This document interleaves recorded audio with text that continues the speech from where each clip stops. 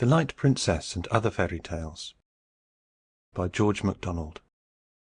The Light Princess. Chapter 1. What? No children? Once upon a time, so long ago that I have quite forgotten the date, there lived a king and queen who had no children. And the king said to himself, "All the queens of my acquaintance have children, some 3, some 7, and some as many as 12. And my queen has not one. I feel ill-used." So he made up his mind to be cross with his wife about it. But she bore it all like a good patient queen as she was. Then the king grew very cross indeed, but the queen pretended to take it all as a joke, and a very good one too. "Why don't you have any daughters, at least?" said he. "I don't say sons. That might be too much to expect." "I'm sure, dear king, I'm very sorry," said the queen. "So you ought to be," retorted the king. "You're not going to make a virtue of that, surely." But he was not an ill-tempered king, and in any matter of less moment would have let the queen have her own way with all his heart. This, however, was an affair of state. The queen smiled. "You must have patience with a lady, you know, dear king," said she. She was indeed a very nice queen, and heartily sorry that she could not oblige the king immediately. The king tried to have patience, but he succeeded very badly. It was more than he deserved, therefore, when, at last, the queen gave him a daughter, as lovely a little princess as ever cried. Chapter 2. Won't I just? The day drew near when the infant must be christened. The king wrote all the invitations with his own hand. Of course, somebody was forgotten. Now, it does not generally matter if somebody is forgotten, and you must mind who. Unfortunately, the king forgot without intending to forget, and so the chance fell upon the Princess Makemnoit, which was awkward. For the princess was the king's own sister, and he ought not to have forgotten her. But she had made herself so disagreeable to the old king, their father, that he had forgotten her in making his will, and so it was no wonder that her brother forgot her in writing his invitations. But poor relations don't do anything to keep you in mind of them. Why don't they? The king could not see into the garret she lived in, could he? She was a sour, spiteful creature. The wrinkles of contempt crossed the wrinkles of peevishness, and made her face as full of wrinkles as a pat of butter. If ever a king could be justified in forgetting anybody, this king was justified in forgetting his sister, even at a christening. She looked very odd, too. Her forehead was as large as all the rest of her face, and projected over it like a precipice. When she was angry, her little eyes flashed blue. When she hated anybody, they shone yellow and green. What they looked like when she loved anybody, I don't know, for I never heard of her loving anybody but herself, and I do not think she could have managed that if she had not somehow got used to herself. But what made it highly imprudent in the king to forget her was that she was awfully clever. In fact, she was a witch, and when she bewitched anybody, he very soon had enough of it, for she beat all the wicked fairies in wickedness, and all the clever ones in cleverness. She despised all the modes we read in history in which offended fairies and witches have taken their revenges, and therefore, after waiting and waiting in vain for an invitation, she made up her mind at last to go without one, and make the whole family miserable, like a princess as she was. So she put on her best gown, went to the palace, was kindly received by the happy monarch, who forgot that he had forgotten her, and took her place in the procession to the royal chapel. When they were all gathered about the font, she contrived to get next to it, and throw something into the water, after which she maintained a very respectful demeanour till the water was applied to the child's face. But at that moment she turned round in her place 3 times, and muttered the following words, loud enough for those beside her to hear: "Light of spirit, by my charms, light of body every part, never weary human arms, only crush thy parent's heart." They all thought she had lost her wits, and was repeating some foolish nursery rhyme, but a shudder went through the whole of them, notwithstanding. The baby, on the contrary, began to laugh and crow, while the nurse gave a start and a smothered cry, for she thought she was struck with paralysis. She could not feel the baby in her arms, but she clasped it tight and said nothing. The mischief was done. Chapter 3. She can't be ours. Her atrocious aunt had deprived the child of all her gravity. If you ask me how this was effected, I answer, in the easiest way in the world. She had only to destroy gravitation. For the princess was a philosopher, and knew all the ins and outs of the laws of gravitation, as well as the ins and outs of her bootlace. And being a witch as well, she could abrogate those laws in a moment, or at least so clog their wheels and rust their bearings that they would not work at all. But we have more to do with what followed than how it was done. The first awkwardness that resulted from this unhappy privation was, that the moment the nurse began to float the baby up and down, she flew from her arms towards the ceiling. Happily, the resistance of the air brought her ascending career to a close within a foot of it. There she remained, horizontal as when she left the nurse's arms, kicking and laughing amazingly. The nurse, in a terror, flew to the bell, and begged the footman, who answered it, to bring up the house steps directly. Trembling in every limb, she climbed upon the steps, and had to stand upon the very top to reach up, before she could catch the floating tail of the baby's long clothes. When the strange fact came to be known, there was a terrible commotion in the palace. The occasion of its discovery by the king was naturally a repetition of the nurse's experience. Astonished that he felt no weight when the child was lain in his arms, he began to wave her up and not down, for she slowly ascended to the ceiling as before, and there remained, floating in perfect comfort and satisfaction, as was testified by her peals of tiny laughter. The king stood staring up in speechless amazement, and trembled so that his beard shook like grass in the wind. At last, turning to the queen, who was just as horror-struck as himself, he said, gasping, staring, and stammering, "She can't be ours, queen." Now the queen was much cleverer than the king, and had begun to suspect that this effect defective came by cause. "I am sure she is ours," answered she, "but we ought to have taken better care of her at the christening. People who were never invited ought not to have been present." "Oh ho!" said the king, tapping his forehead with his forefinger. "I have it all. I have found her out. Don't you see it, queen? Princess Makemnoit has bewitched her." "That's just what I say," answered the queen. "Oh, I beg your pardon, my love. I did not hear you. John, bring the steps I get on my throne with." For he was a little king with a great throne, like many other kings. The throne steps were brought and set upon the dining table, and John got upon the top of them, but he could not reach the little princess, who lay like a baby laughter cloud in the air, exploding continuously. "Take the tongs, John," said his majesty, and getting up on the table, he handed them to him. John could reach the baby now, and the little princess was handed down by the tongs. Chapter 4. Where is she? One fine summer day, a month after these her first adventures, during which time she had been very carefully watched, the princess was lying on the bed in the queen's own chamber, fast asleep.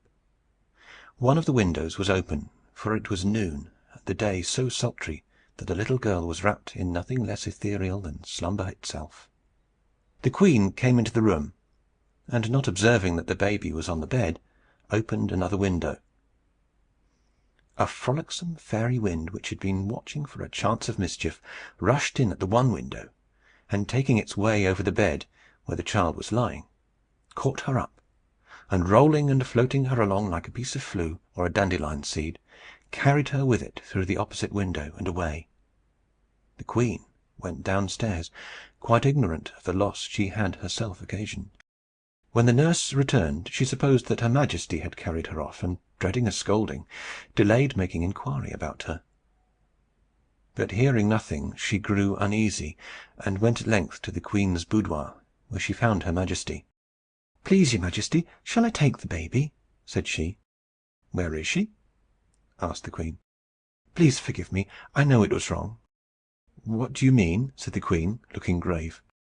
"Oh, don't frighten me, your majesty!" exclaimed the nurse, clasping her hands. The queen saw that something was amiss, and fell down in a faint. The nurse rushed about the palace, screaming, "My baby! My baby!" Every one ran to the queen's room, but the queen could give no orders. They soon found out, however, that the princess was missing, and in a moment the palace was like a beehive in the garden, and in 1 minute more the queen was brought to herself by a great shout and a clapping of hands. They had found the princess fast asleep under a rose bush, to which the elvish little wind puff had carried her, finishing its mischief by shaking a shower of red rose leaves all over the little white sleeper. Startled by the noise the servants made, she woke, and, furious with glee, scattered the rose leaves in all directions like a shower of spray in the sunset. She was watched more carefully after this, no doubt. Yet it would be endless to relate all the odd incidents resulting from this peculiarity of the young princess. But there was never a baby in a house, not to say a palace, that kept the household in such constant good humour, at least below stairs. If it was not easy for her nurses to hold her, at least she made neither their arms nor their hearts ache. And she was so nice to play at ball with, there was positively no danger of letting her fall. They might throw her down, or knock her down, or push her down, but couldn't let her down. It is true, they might let her fly into the fire or the coal hole, or through the window, but none of these accidents had happened as yet.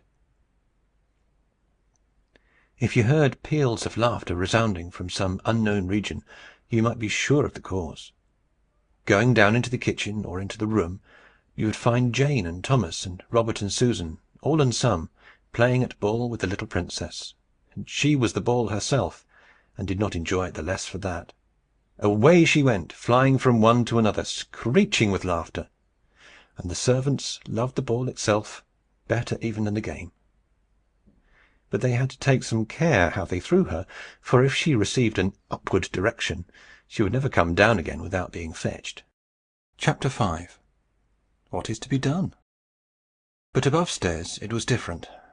One day, for instance, after breakfast, the king went into his counting house and counted out his money. The operation gave him no pleasure. To think, he said to himself, that every one of these gold sovereigns weighs 1/4 of an ounce, and my real live flesh and blood princess weighs nothing at all. And he hated his gold sovereigns as they lay with a broad smile of self-satisfaction all over their yellow faces.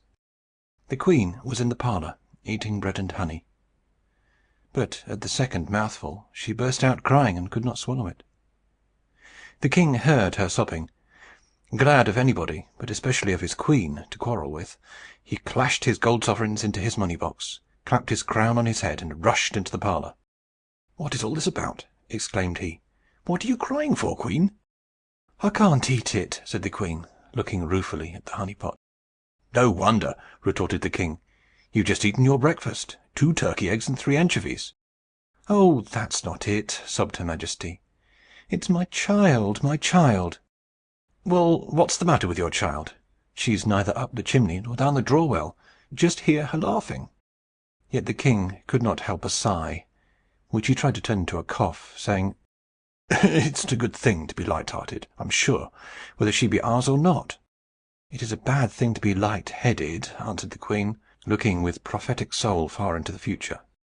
"'Tis a good thing to be light-handed," said the king. "'Tis a bad thing to be light-fingered," answered the queen. "'Tis a good thing to be light-footed," said the king. "'Tis a bad thing," began the queen, but the king interrupted her. "In fact," said he, with the tone of one who concludes an argument in which he has had only imaginary opponents, and in which, therefore, he has come off triumphant, "in fact, it is a good thing altogether to be light-bodied." "But it is a bad thing altogether to be light-minded," retorted the queen, who was beginning to lose her temper.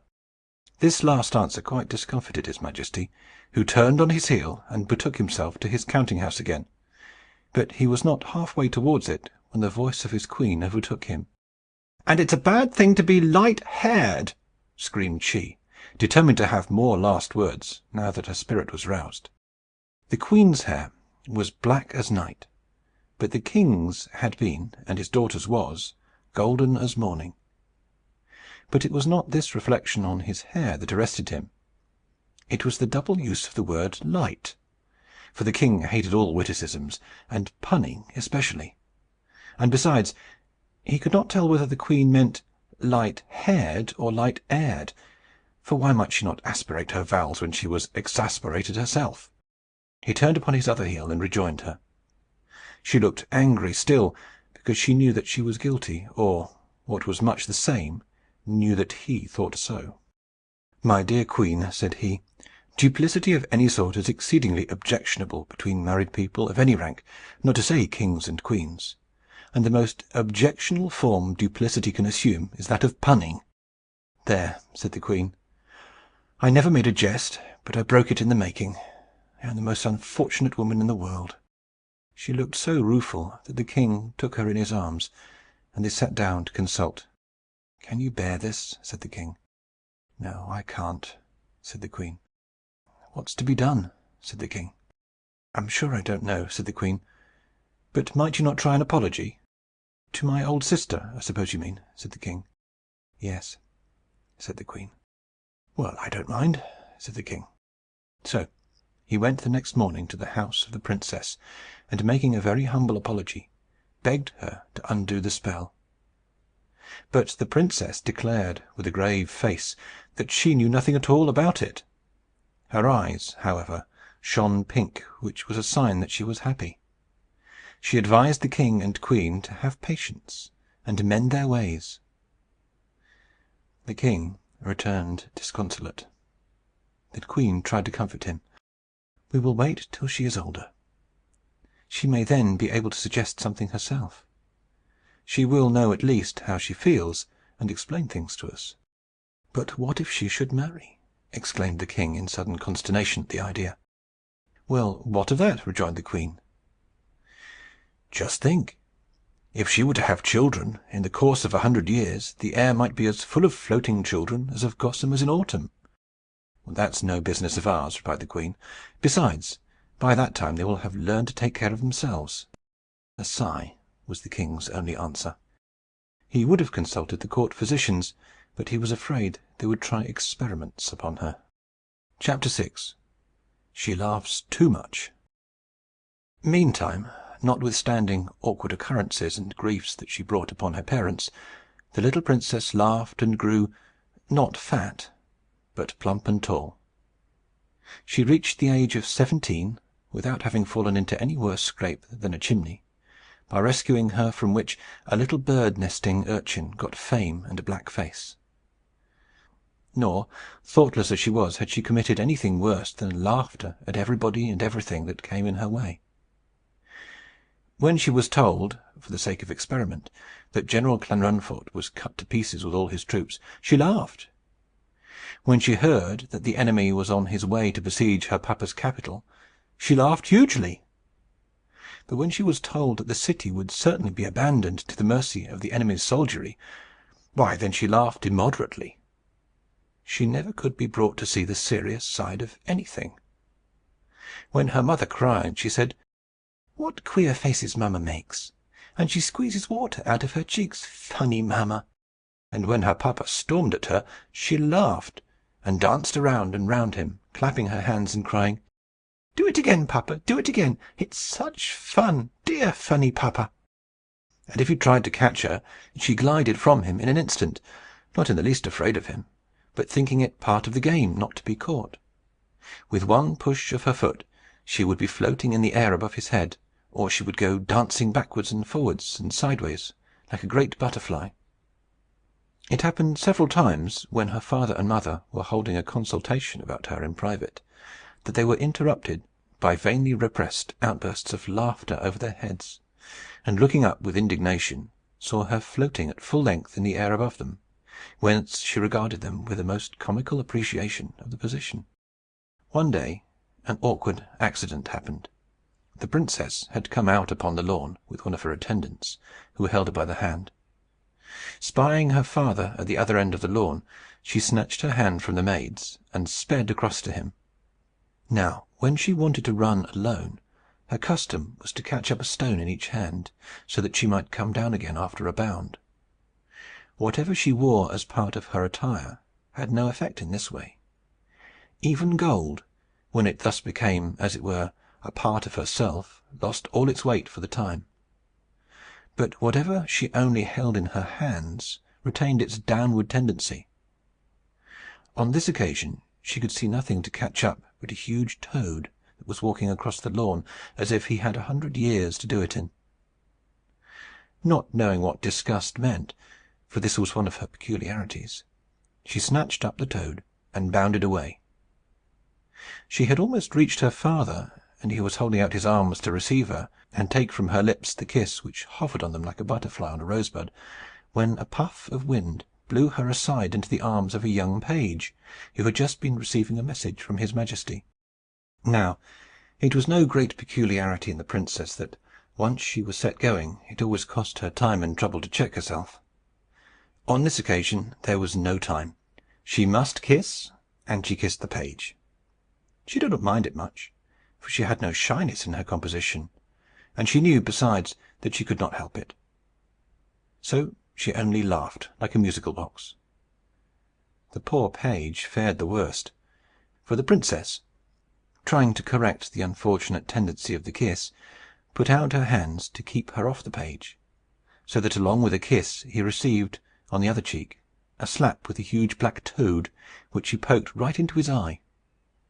He tried to laugh too, but the attempt resulted in such an odd contortion of countenance as showed that there was no danger of his pluming himself on the kiss.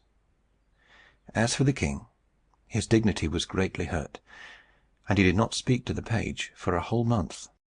I may here remark that it was very amusing to see her run, if her mode of progression could properly be called running. For first she would make a bound, then, having alighted, she would run a few steps and make another bound. Sometimes she would fancy she had reached the ground before she actually had, and her feet would go backwards and forwards, running upon nothing at all, like those of a chicken on its back. Then she would laugh like the very spirit of fun, only in her laugh there was something missing. What it was, I find myself unable to describe. I think it was a certain tone, depending on the possibility of sorrow, morbidezza, perhaps. She never smiled. Chapter 7. Try Metaphysics. After a long avoidance of the painful subject, the king and queen resolved to hold a council of 3 upon it, and so they sent for the princess. In she came, sliding and flitting and gliding from one piece of furniture to another, and put herself at last in an arm-chair in a sitting posture. Whether she could be said to sit, seeing she received no support from the seat of the chair, I do not pretend to determine. "My dear child," said the king, "you must be aware by this time that you are not exactly like other people." "Oh, you dear funny papa! I have got a nose and 2 eyes, and all the rest. So have you. So has mamma." "Now be serious, my dear, for once," said the queen. "No, thank you, mamma. I'd rather not." "Would you not like to be able to walk like other people?" said the king. "No, indeed. I should think not. You only crawl. You are such slow coaches." "How do you feel, my child?" he resumed, after a pause of discomfiture. "Quite well, thank you." "I mean, what do you feel like?" "Like nothing at all that I know of." "You must feel like something." "I feel like a princess, with such a funny papa, and such a dear pet of a queen mamma." "Now, really," began the queen, but the princess interrupted her. "Oh, yes," she added, "I remember. I have a curious feeling sometimes, as if I were the only person that had any sense in the whole world." She had been trying to behave herself with dignity, but now she burst into a violent fit of laughter, threw herself backwards over the chair, and went rolling about the floor in an ecstasy of enjoyment. The king picked her up easier than one does a down quilt, and replaced her in her former relation to the chair. The exact preposition expressing this relation I do not happen to know. "Is there nothing you wish for?" resumed the king, who had learned by this time that it was quite useless to be angry with her.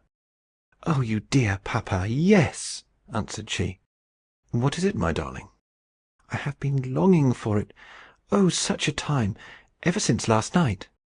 "Tell me what it is." "Will you promise to let me have it?" The king was on the point of saying yes, But the wiser queen checked him with a single motion of her head. "Tell me what it is first," said he. "No, no, promise first." "I dare not. What is it?" "Mind, I hold you to your promise. It is to be tied to the end of a string, a very long string indeed, and be flown like a kite. Oh, such fun! I would rain rose water, and hail sugar plums, and snow whipped cream, and A fit of laughing checked her, and she would have been off again over the floor, had not the king started up and caught her just in time. Seeing nothing but talk could be got out of her, he rang the bell, and sent her away with two of her ladies in waiting. "Now, queen," he said, turning to her majesty, "what is to be done?" "There is but one thing left," answered she. "Let us consult the College of Metaphysicians." "Bravo!" cried the king. "We will." Now, at the head of this college were two very wise Chinese philosophers, by name Humdrum and Kopy Keck. For them the king sent, and straightway they came. In a long speech he communicated to them what they knew very well already, as who did not, namely, the peculiar condition of his daughter in relation to the globe on which she dwelt, and requested them to consult together as to what might be the cause and probable cure of her infirmity. The king laid stress upon the word, but failed to discover his own pun. The queen laughed, but Humdrum and Kopy Keck heard with humility and retired in silence. The consultation consisted chiefly in propounding and supporting, for the 1000th time, each his favourite theories. For the condition of the princess afforded delightful scope for the discussion of every question arising from the division of thought, in fact, of all the metaphysics of the Chinese Empire. But it is only justice to say that they did not altogether neglect the discussion of the practical question, what was to be done. Humdrum was a materialist, and Kopy Keck was a spiritualist. The former was slow and sententious, the latter was quick and flighty. The latter had generally the first word, the former the last. "I reassert my former assertion," began Kopy Keck with a plunge. "There is not a fault in the princess, body or soul, only they are wrong put together. Listen to me now, Humdrum, and I will tell you in brief what I think. Don't speak, don't answer me. I won't hear you till I have done. At that decisive moment, when souls seek their appointed habitations, two eager souls met, struck, rebounded, lost their way, and arrived each at the wrong place. The soul of the princess was one of those, and she went far astray. She does not belong by rights to this world at all, but to some other planet, probably Mercury. Her proclivity to her true sphere destroys all the natural influence which this orb would otherwise possess over her corporeal frame. She cares for nothing here. There is no relation between her and this world. She must therefore be taught, by the sternest compulsion, to take an interest in the earth as the earth. She must study every department of its history, its animal history, its vegetable history, its mineral history, its social history, its moral history, its political history, its scientific history, its literary history, its musical history, its artistical history, above all, its metaphysical history. She must begin with the Chinese dynasty and end with Japan. But first of all, she must study geology, and especially the history of the extinct races of animals, their natures, their habits, their loves, their hates, their revenges. She must... "Hold! Hold!" roared Humdrum. "It is certainly my turn now. My rooted and insubvertible conviction is, that the cause of the anomalies evident in the princess's condition are strictly and solely physical. But that is only tantamount to acknowledging that they exist. Hear my opinion. From some cause or other, of no importance to our inquiry, the motion of her heart has been reversed. That remarkable combination of the suction and the force pump works the wrong way. I mean, in the case of the princess, it draws in where it should force out, and forces out where it should draw in. The offices of the auricles and the ventricles are subverted. The blood is sent forth by the veins and returns by the arteries. Consequently, it is running the wrong way through all her corporeal organism, lungs and all. Is it then at all mysterious, seeing that such is the case, that on the other particular of gravitation as well, she should differ from normal humanity? My proposal for the cure is this: phlebotomize until she is reduced to the last point of safety. Let it be effected, if necessary, in a warm bath. When she is reduced to the state of perfect asphyxy, apply a ligature to the left ankle, drawing it as tight as the bone will bear. Apply at the same moment another of equal tension around the right wrist. By means of plates constructed for the purpose, place the other foot and hand under the receivers of 2 air pumps. Exhaust the receivers. Exhibit a pint of French brandy, and wait the result. "Which would presently arrive in the form of grim death," said Kopy-Keck. "If it should, she would yet die in doing our duty," retorted Hum-Drum. But their Majesties had too much tenderness for their volatile offspring to subject her to either of the schemes of the equally unscrupulous philosophers. Indeed, the most complete knowledge of the laws of nature would have been unserviceable in her case, for it was impossible to classify her. She was a fifth imponderable body, sharing all the other properties of the ponderable. Chapter 8. Try a drop of water. Perhaps the best thing for the princess would have been to fall in love. But how a princess who had no gravity could fall into anything is a difficulty, perhaps the difficulty. As for her own feelings on the subject, she did not even know that there was such a beehive of honey and stings to be fallen into. But now I come to mention another curious fact about her. The palace was built on the shore of the loveliest lake in the world, and the princess loved this lake more than father or mother. The root of this preference, no doubt, although the princess did not recognize it as such, was that the moment she got into it, she recovered the natural right of which she had been so wickedly deprived, namely, gravity.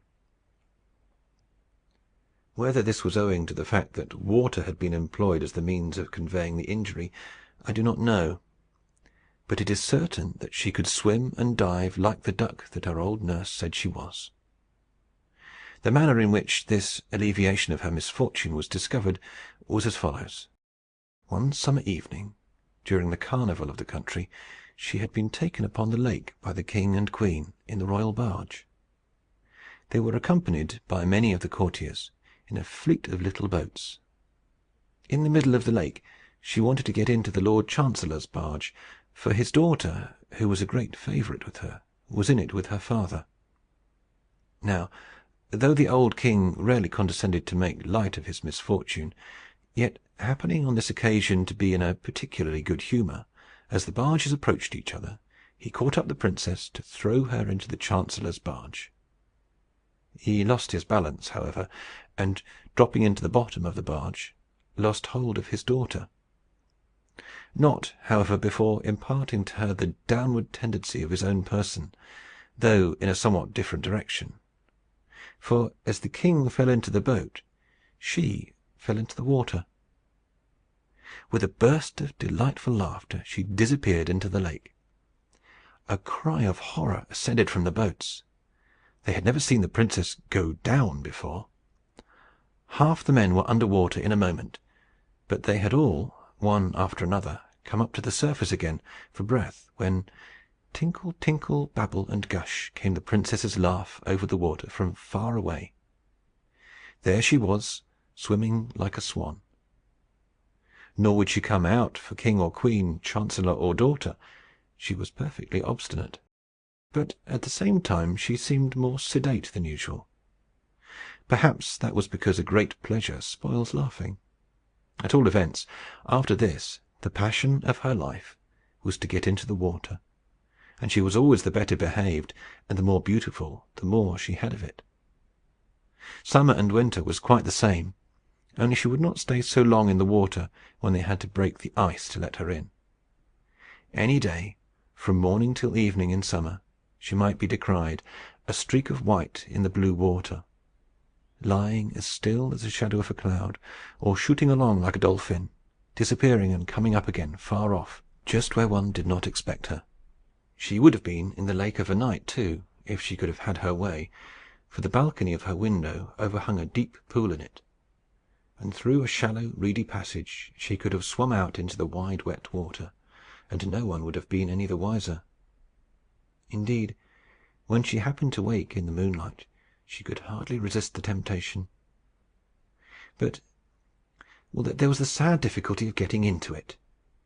She had as great a dread of the air as some children have of the water, for the slightest gust of wind would blow her away, and a gust might arise in the stillest moment, and if she gave herself a push towards the water, and just failed of reaching it, her situation would be dreadfully awkward, irrespective of the wind; for at best there she would have to remain, suspended in her nightgown, till she was seen and angled for by some one from the window. "Oh, if I had my gravity," thought she, contemplating the water, "I would flash off this balcony like a long white sea bird headlong into the darling wetness. Hey ho!"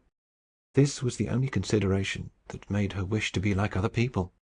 Another reason for her being fond of the water was that in it alone she enjoyed any freedom. For she could not walk out without a cortege, consisting in part of a troop of light horse, for fear of the liberties which the wind might take with her. And the king grew more apprehensive with increasing years, till at last he would not allow her to walk abroad at all without some 20 silken cords fastened to as many parts of her dress, and held by 20 noblemen. Of course, horseback was out of the question; but she bade good-bye to all this ceremony when she got into the water. And so remarkable were its effects upon her, especially in restoring her for the time to the ordinary human gravity, that Humdrum and Kopykeck agreed in recommending that the king to bury her alive for 3 years, in the hope that, as the water did her so much good, the earth would do her yet more. But the king had some vulgar prejudices against the experiment, and would not give his consent. Foiled in this, they yet agreed in another recommendation, which, seeing that the one imported his opinions from China and the other from Tibet, was very remarkable indeed. They argued that if water of external origin and application could be so efficacious, water from a deeper source might work a perfect cure.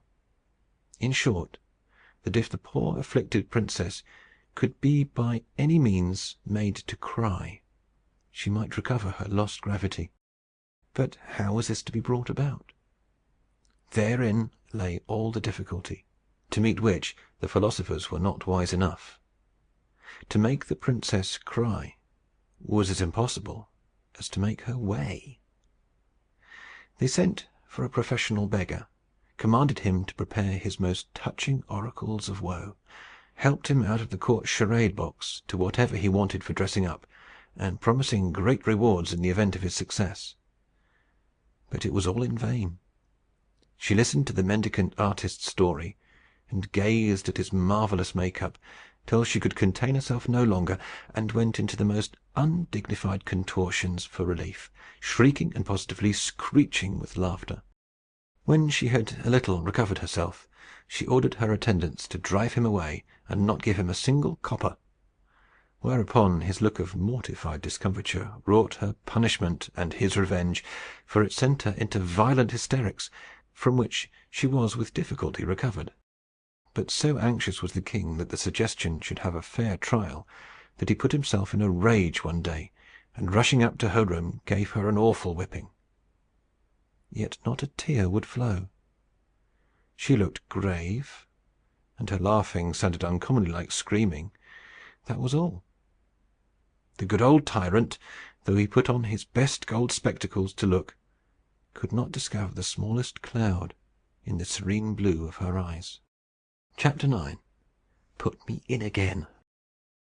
It must have been about this time that the son of a king, who lived 1,000 miles from Lagobel, set out to look for the daughter of a queen. He travelled far and wide, but as sure as he found a princess, he found some fault in her. Of course, he could not marry a mere woman, however beautiful, and there were no princesses to be found worthy of him. Whether the prince was so near perfection that he had a right to demand perfection itself, I cannot pretend to say. All I know is, that he was a fine, handsome, brave, generous, well-bred, and well-behaved youth, as all princes are. In his wanderings he had come across some reports about our princess, but as everybody said she was bewitched, he never dreamed that she could bewitch him. For what, indeed, could a prince do with a princess that had lost her gravity? Who could tell what she might not lose next? She might lose her visibility or her tangibility, or, in short, the power of making impressions upon the radical sensorium, so that he should never be able to tell whether she was dead or alive. Of course, he made no further inquiries about her. One day he lost sight of his retinue in a great forest. These forests are very useful in delivering princes from their courtiers, like a sieve that keeps back the bran. Then the princes get away to follow their fortunes. In this they have the advantage of the princesses, who are forced to marry before they have had a bit of fun. I wish our princesses got lost in a forest sometimes. One lovely evening, after wandering about for many days, he found that he was approaching the outskirts of this forest.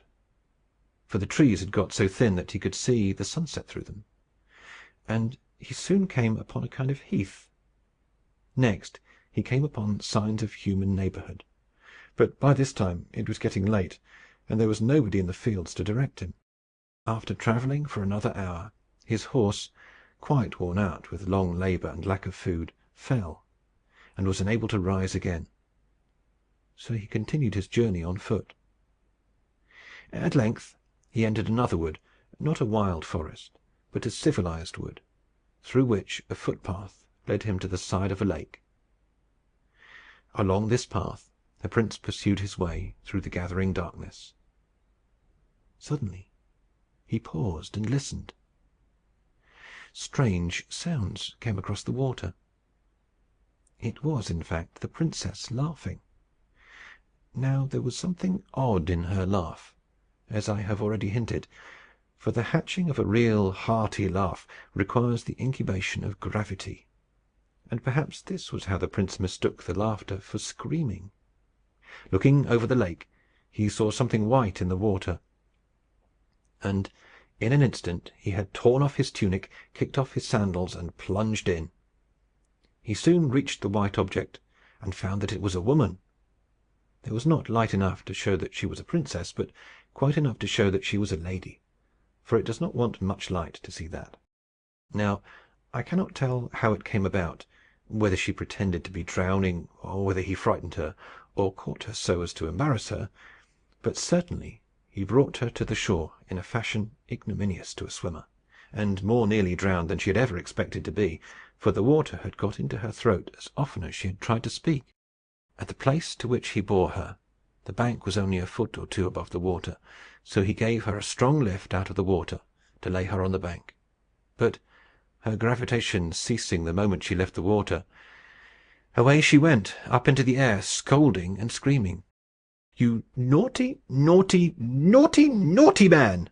she cried. No one had ever succeeded in putting her into a passion before. When the prince saw her ascend, he thought he must have been bewitched, and mistaken a great swan for a lady. But the princess caught hold of the topmost cone of a lofty fir. This came off, but she caught at another, and, in fact, stopped herself by gathering cones, dropping them as the stalks gave way. The prince, meantime, stood in the water, staring, and forgetting to get out. But the princess disappearing, he scrambled on shore, and went in the direction of the tree. There he found her climbing down one of the branches towards the stem, but in the darkness of the wood the prince continued in some bewilderment as to what the phenomenon could be, until, reaching the ground, and seeing him standing there, she caught hold of him and said, "I'll tell papa." "Oh, no, you won't," returned the prince. "Yes, I will," she persisted. "What business had you to pull me down out of the water and throw me to the bottom of the air? I never did you any harm. Pardon me, I did not mean to hurt you. I don't believe you have any brains, and that is a worse loss than your wretched gravity. I pity you." The prince now saw that he had come upon a bewitched princess, and had already offended her. But before he could think what to say next, she burst out angrily, giving a stamp with her foot that would have sent her aloft again but for the hold she had of his arm. "Put me up directly!" "Put you up where, you beauty?" asked the prince. He had fallen in love with her almost already, for her anger made her more charming than any one else he had ever beheld; and as far as he could see, which certainly was not far, she had not a single fault about her, except, of course, that she had not any gravity. No prince, however, would judge of a princess by weight. The loveliness of her foot he could certainly estimate by the depth of the impression it could make in the mud. "Put you up where, you beauty?" asked the prince. "In the water, you stupid!" answered the princess. "Come, then," said the prince. The condition of her dress, increasing her usual difficulty in walking, compelled her to cling to him; and he could hardly persuade himself that he was not in a delightful dream, notwithstanding the torrent of musical abuse with which she overwhelmed him. The prince being, therefore, in no hurry, they came upon the lake at quite another part, where the bank was 25 feet high at least; and when they had reached the edge, he turned towards the princess and said, "How am I to put you in?" "That's your business," she answered, quite snappishly. "You took me out, put me in again." "Very well," said the prince; and catching her up in his arms, he sprang with her from the rock. The princess had just time to give one delighted shriek of laughter before the water closed over them. When they came to the surface, she found that for a moment or two she could not even laugh, for she had gone down with such a rush that it was with difficulty she recovered her breath. The instant they reached the surface, "How do you like falling in?" said the prince. After some effort, the princess panted out, "Is that what you call falling in?" "Yes," answered the prince. "I should think it a very tolerable specimen." "It seemed to me like going up," rejoined she. "My feeling was certainly one of elevation too," the prince conceded. The princess did not appear to understand him, for she retorted his question. "How do you like falling in?" said the princess. "Beyond everything," answered he, "for I have fallen in with the only perfect creature I ever saw." "Oh, no more of that. I'm tired of it," said the princess. Perhaps she shared her father's aversion to punning. "Don't you like falling in, then?" said the prince. "It is the most delightful fun I have ever had in my life," answered she. "I never fell before. I wish I could learn. To think I am the only person in my father's kingdom that can't fall!" Here the poor princess looked almost sad. "I shall be most happy to fall in with you any time you like," said the prince devotedly. "Thank you. I don't know. Perhaps it would not be proper. But I don't care. At all events, as we've fallen in, let's have a swim together." "With all my heart," responded the prince. And away they went, swimming and diving and floating, until at last they heard cries along the shore, and saw lights glancing in all directions. It was now quite late, and there was no moon. "I must go home," said the princess. "I am very sorry, for this is delightful." "So am I," returned the prince. "But I am glad I haven't a home to go to. At least, I don't exactly know where it is." "I wish I hadn't one either," rejoined the princess. "It is so stupid.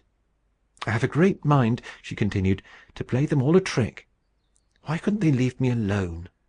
They won't trust me in the lake for a single night. You see where that green light is burning?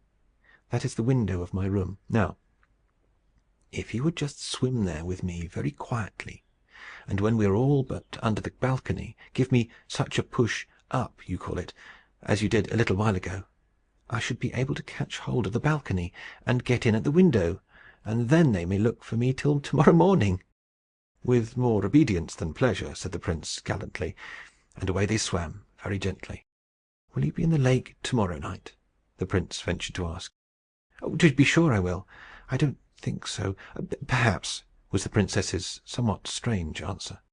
But the prince was intelligent enough not to press her further, and merely whispered, as he gave her the parting lift, "Don't tell." The only answer the princess returned was a roguish look. She was already a yard above his head. The look seemed to say, "Never fear. It's too good fun to spoil that way." So perfectly like other people had she been in the water, that Even yet the prince could scarcely believe his eyes when he saw her ascend slowly, grasp the balcony, and disappear through the window. He turned, almost expecting to see her still by his side, but he was alone in the water. So he swam away quietly, and watched the lights roving about the shore for hours after the princess was safe in her chamber.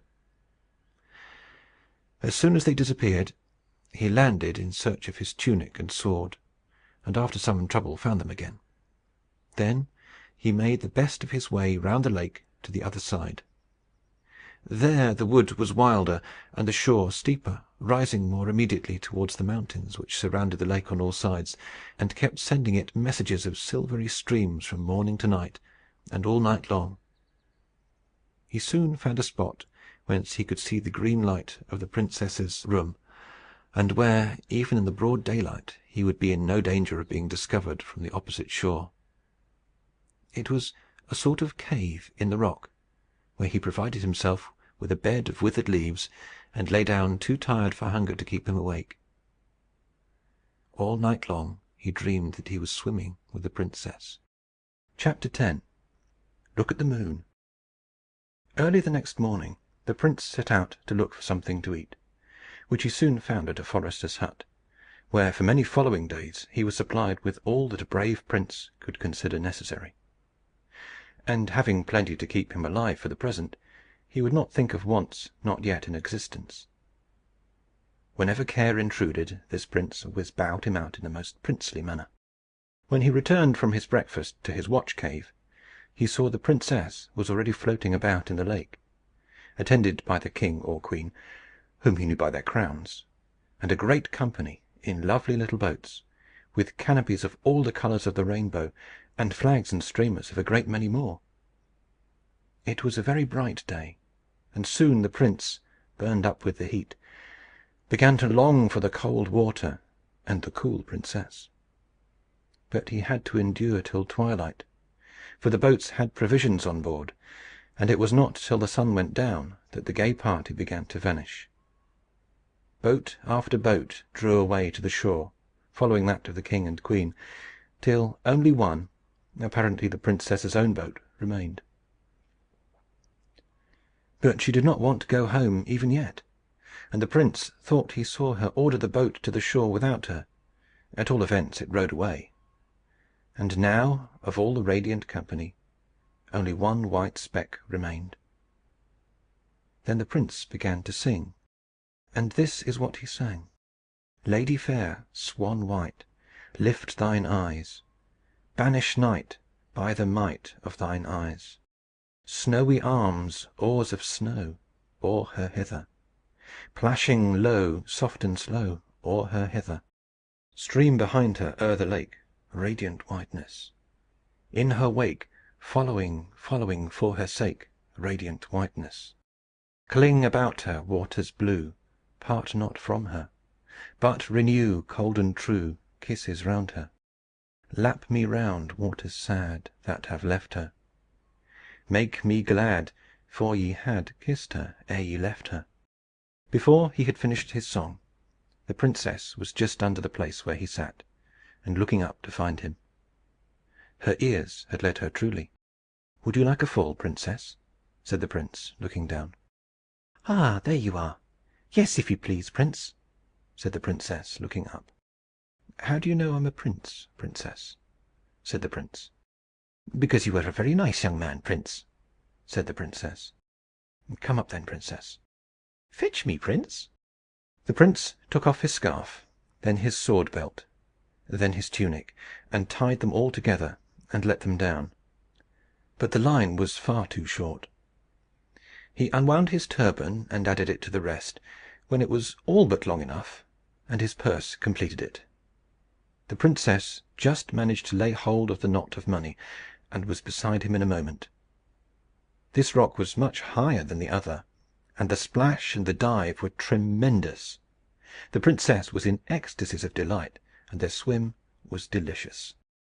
Night after night they met, and swam about in the dark, clear lake, where such was the prince's gladness that, whether the princess's way of looking at things infected him, or he was actually getting light-headed, he often fancied that he was swimming in the sky instead of the lake.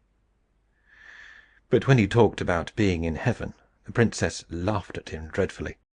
When the moon came, she brought them fresh pleasure. Everything looked strange and new in her light, with an old, withered, yet unfading newness.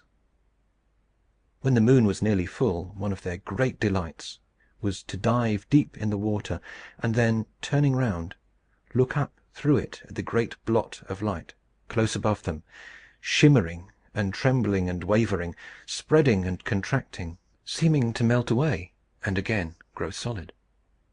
Then they would shoot up through the blot, and lo, there was the moon, far off, clear and steady and cold and very lovely, at the bottom of a deeper and bluer lake than theirs, as the princess said. The prince soon found out that, while in the water, the princess was very like other people. And besides this, she was not so forward in her questions or pert in her replies at sea as on shore. Neither did she laugh so much, and when she did laugh, it was more gently. She seemed altogether more modest and maidenly in the water than out of it. But when the prince, who had really fallen in love when he fell in the lake, began to talk to her about love, she always turned her head towards him and laughed. After a while, she began to look puzzled, as if she were trying to understand what he meant, but could not, revealing a notion that he might mean something. But as soon as ever she left the lake, she was so altered that the prince said to himself, "If I marry her, I see no help for it. We must turn merman and mermaid, and go out to sea at once." Chapter 11. Hiss. The princess's pleasure in the lake had grown to a passion, and she could scarcely bear to be out of it for an hour. Imagine, then, her consternation when, diving with the prince one night, a sudden suspicion seized her that the lake was not so deep as it used to be. The prince could not imagine what had happened. She shot to the surface, and without a word swam at full speed towards the higher side of the lake. He followed, begging to know if she was ill or what was the matter. She never turned her head or took the smallest notice of his question. Arrived at the shore, she coasted the rocks with minute inspection. But she was not able to come to a conclusion, for the moon was very small, and so she could not see well. She turned, therefore, and swam home, without saying a word to explain her conduct to the prince, of whose presence she seemed no longer conscious. He withdrew to his cave in great perplexity and distress. Next day she made many observations, which, alas, strengthened her fears. She saw that the banks were too dry, and that the grass on the shore and the trailing plants on the rocks were withering away. She caused marks to be made along the borders, and examined them day after day in all directions of the wind, till at last the horrible idea became a certain fact, that the surface of the lake was slowly sinking. The poor princess nearly went out of the little mind she had. It was awful to her to see the lake, which she loved more than any living thing, lie dying before her eyes. It sank away, slowly vanishing. The tops of rocks that had never been seen till now began to appear far down in the clear water. Before long they were dry in the sun. It was fearful to think of the mud that would soon lie there, baking and festering, full of lovely creatures dying, and ugly creatures coming to life, like the unmaking of a world. And how hot the sun would be without any lake! She could not bear to swim in it any more, and began to pine away. Her life seemed bound up with it, and ever as the lake sank she pined. People said she would not live an hour after the lake was gone, but she never cried. Proclamation was made to all the kingdom that whosoever should discover the cause of the lake's decrease would be rewarded after a princely fashion. Humdrum and Copykeck applied themselves to their physics and metaphysics, but in vain. Not even they could suggest a cause. Now, the fact was that the old princess was at the root of the mischief. When she heard that her niece found more pleasure in the water than anyone else out of it, she went into a rage, and cursed herself for her want of foresight. "But," said she, "I will soon set all right. The king and the people shall die of thirst. Their brains shall boil and frizzle in their skulls before I lose my revenge." And she laughed a ferocious laugh that made the hairs on the back of her black cat stand erect with terror.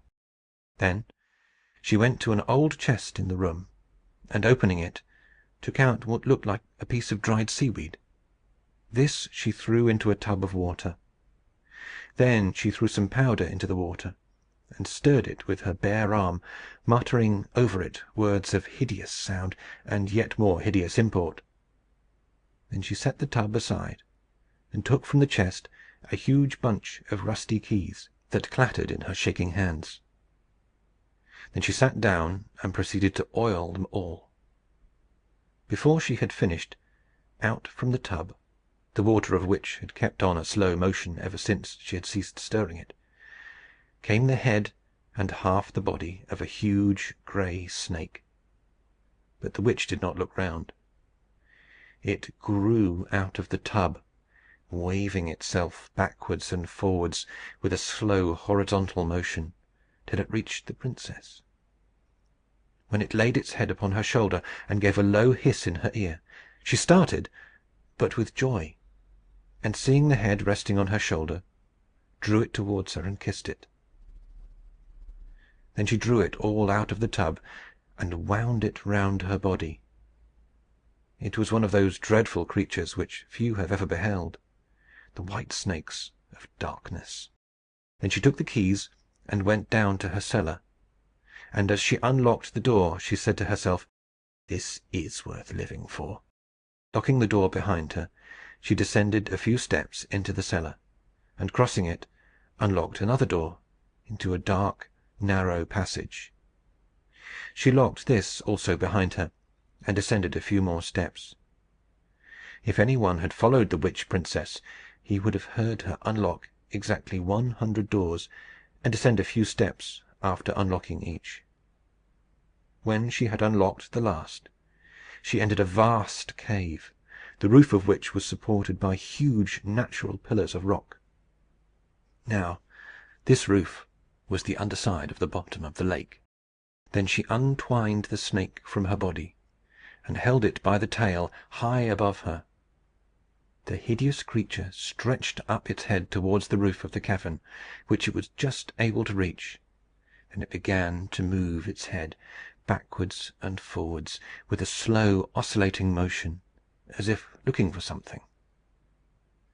At the same moment the witch began to walk round and round the cavern, coming nearer to the centre every circuit, while the head of the snake described the same path over the roof that she did over the floor, for she kept holding it up, and still it kept slowly oscillating.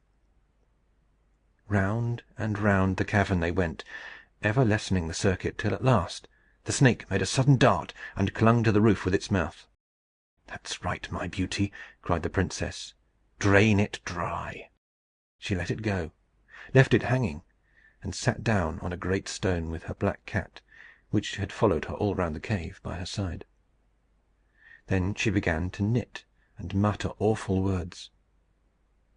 The snake hung like a huge leech, sucking at the stone. The cat stood with his back arched, and his tail like a piece of cable, looking up at the snake. And the old woman sat and knitted and muttered. 7 days and 7 nights they remained thus, when suddenly the serpent dropped from the roof, as if exhausted, and shrivelled up till it was again like a piece of dried seaweed. The witch started to her feet, picked it up, put it in her pocket, and looked up at the roof. 1 drop of water was trembling on the spot where the snake had been sucking. As soon as she saw that, she turned and fled, followed by her cat. Shutting the door in a terrible hurry, she locked it, and having muttered some frightful words, sped to the next, which also she locked and muttered over, and so with all the 100 doors, till she arrived in her own cellar. There she sat down on the floor, ready to faint, but listening with malicious delight to the rushing of the water, which she could hear distinctly through all the 100 doors. But this was not enough. Now that she had tasted revenge, she lost her patience. Without further measures, the lake would be too long in disappearing. So, the next night, with the last shred of the dying old moon rising, she took some of the water in which she had revived the snake, put it in a bottle, and set out, accompanied by her cat. Before morning, she had made the entire circuit of the lake, muttering fearful words as she crossed every stream, and casting into it some of the water out of her bottle. When she had finished the circuit, she muttered yet again, and flung a handful of water towards the moon. Thereupon, every spring in the country ceased to throb and bubble, dying away like the pulse of a dying man. The next day there was no sound of falling water to be heard along the borders of the lake. The very courses were dry, and the mountains showed no silvery streaks down their dark sides.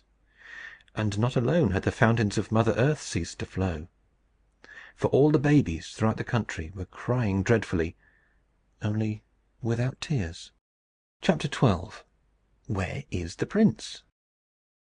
Never since the night when the princess left him so abruptly had the prince had a single interview with her. He had seen her once or twice in the lake, but as far as he could discover, she had not been in it any more at night. He had sat and sung, and looked in vain for his naiad, while she, like a true naiad, was wasting away with her lake, sinking as it sank, withering as it dried. When at length he discovered the change that was taking place in the level of the water, he was in great alarm and perplexity. He could not tell whether the lake was dying because the lady had forsaken it, or whether the lady would not come because the lake had begun to sink. But he resolved to know so much at least. He disguised himself, and going to the palace, requested to see the Lord Chamberlain. His appearance at once gained his request, and the Lord Chamberlain, being a man of some insight, perceived that there was more in the prince's solicitation than met the ear. He felt likewise that no one could tell whence a solution to the present difficulties might arise, so he granted the prince's prayer to be made shoeblack to the princess. It was rather cunning in the prince to request such an easy post, for the princess could not possibly soil as many shoes as other princesses. He soon learned all that could be learned about the princess. He went nearly distracted, but after roaming about the lake for days, and diving in every depth that remained, all that he could do was to put an extra polish on the dainty pair of shoes that was never called for the princess kept her room, with the curtains drawn to shut out the dying lake. But she could not shut it out of her mind for a moment. It haunted her imagination, so that she felt as if the lake were her soul, drying up within her, first to mud, then to madness and death. She thus brooded over the change, with all its dreadful accompaniments, till she was nearly distracted. As for the prince, she had forgotten him. However much she had enjoyed his company in the water, she did not care for him without it. But she seemed to have forgotten her father and mother too. The lake went on sinking. Small slimy spots began to appear, which glittered steadily amidst the changeful shine of the water. These grew to broad patches of mud, which widened and spread, with rocks here and there, and floundering fishes and crawling eels swarming. The people went everywhere catching these, and looking for anything that might have dropped from the royal boats. At length the lake was all but gone, only a few of the deepest pools remaining unexhausted. It happened one day that a party of youngsters found themselves on the brink of one of those pools, in the very centre of the lake. It was a rocky basin of considerable depth. Looking in, they saw at the bottom something that shone yellow in the sun. A little boy jumped in and dived for it. It was a plate of gold covered with writing. They carried it to the king. On one side of it stood these words: "Death alone from death can save. Love is death, and so is brave. Love can fill the deepest grave. Love loves on beneath the wave. Now, this was enigmatical enough to the king and courtiers. But the reverse of the plate explained it a little. Its writing amounted to this: if the lake should disappear, they must find the hole through which the water ran. But it would be useless to try to stop it by any ordinary means. There was but one effectual mode. The body of a living man alone could staunch the flow. The man must give himself of his own will, and the lake must take his life as it filled. Otherwise, the offering would be of no avail. If the nation could not provide one hero, it was time it should perish. Chapter 13. Here I am. This was a very disheartening revelation to the king. Not that he was unwilling to sacrifice a subject, but that he was hopeless of finding a man willing to sacrifice himself. No time was to be lost, however, for the princess was lying motionless on her bed, and taking no nourishment but lake water, which was now none of the best. Therefore the king caused the contents of the wonderful plate of gold to be published throughout the country. No one, however, came forward. The prince, having gone several days' journey into the forest to consult a hermit whom he had met there on his way to Lagobel, knew nothing of the oracle till his return. When he had acquainted himself with all the particulars, he sat down and thought, "She will die if I don't do it, and life would be nothing to me without her, so I shall lose nothing by doing it. And life will be as pleasant to her as ever, for she will soon forget me.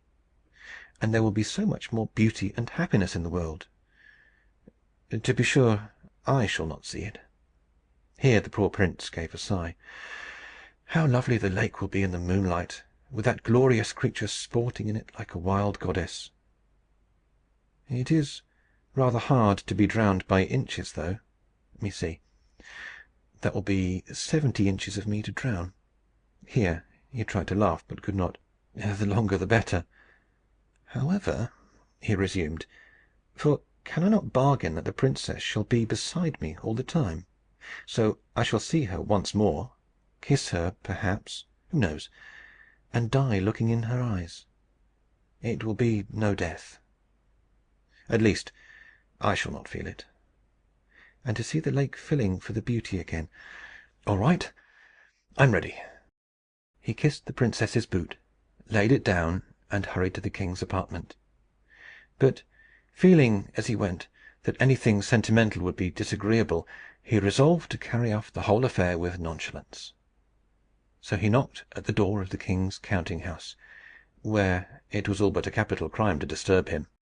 When the king heard the knock, he started up and opened the door in a rage. Seeing only the shoeblack, he drew his sword.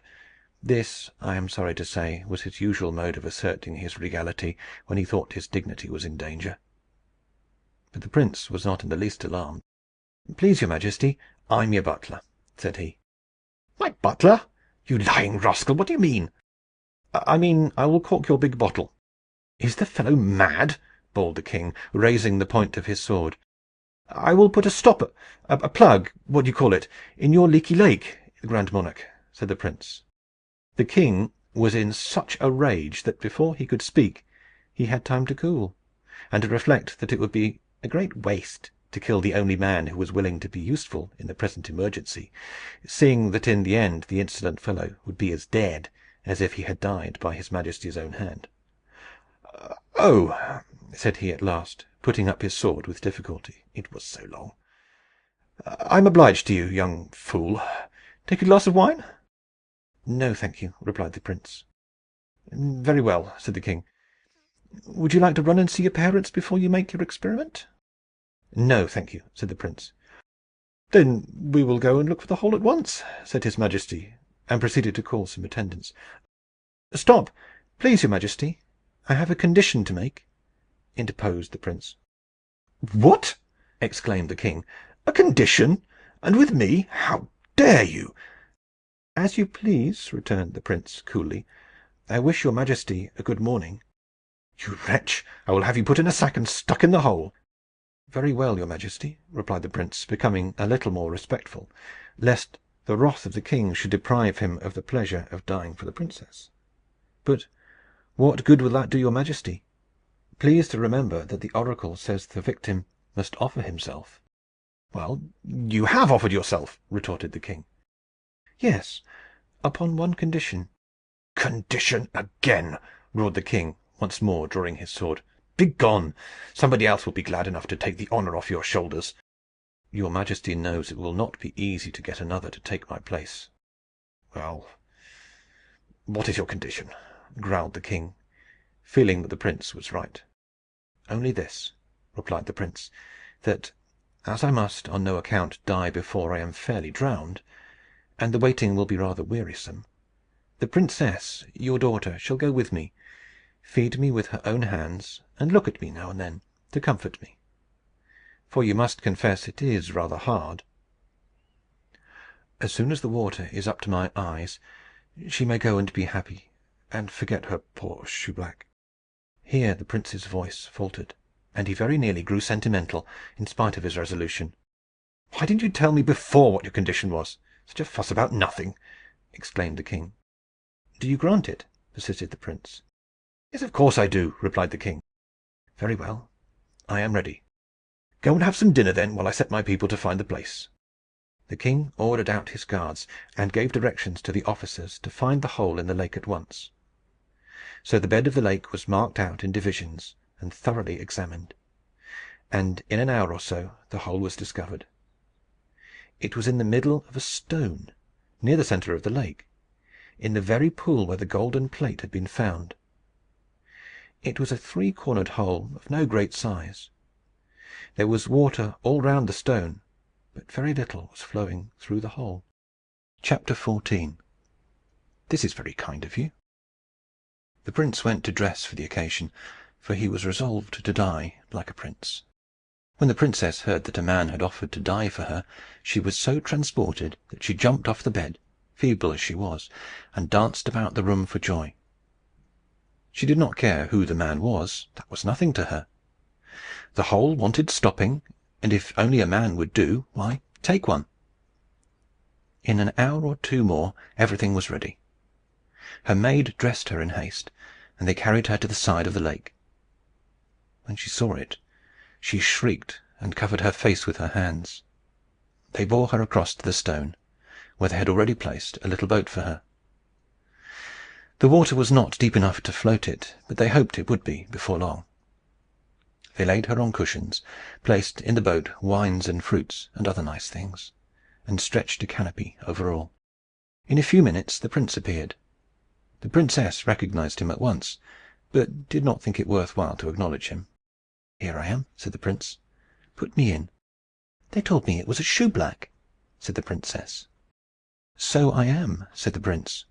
"I blacked your little boots 3 times a day, because they were all I could get of you. Put me in." The courtiers did not resent his bluntness, except by saying to each other that he was taking it out in impudence. But how was he to be put in? The golden plate contained no instructions on this point. The prince looked at the hole and saw but one way. He put both his legs into it, sitting on the stone, and, stooping forward, covered the corner that remained open with his 2 hands. In this uncomfortable position he resolved to abide his fate, and turning to the people, said, "Now you can go." The king had already gone home to dinner.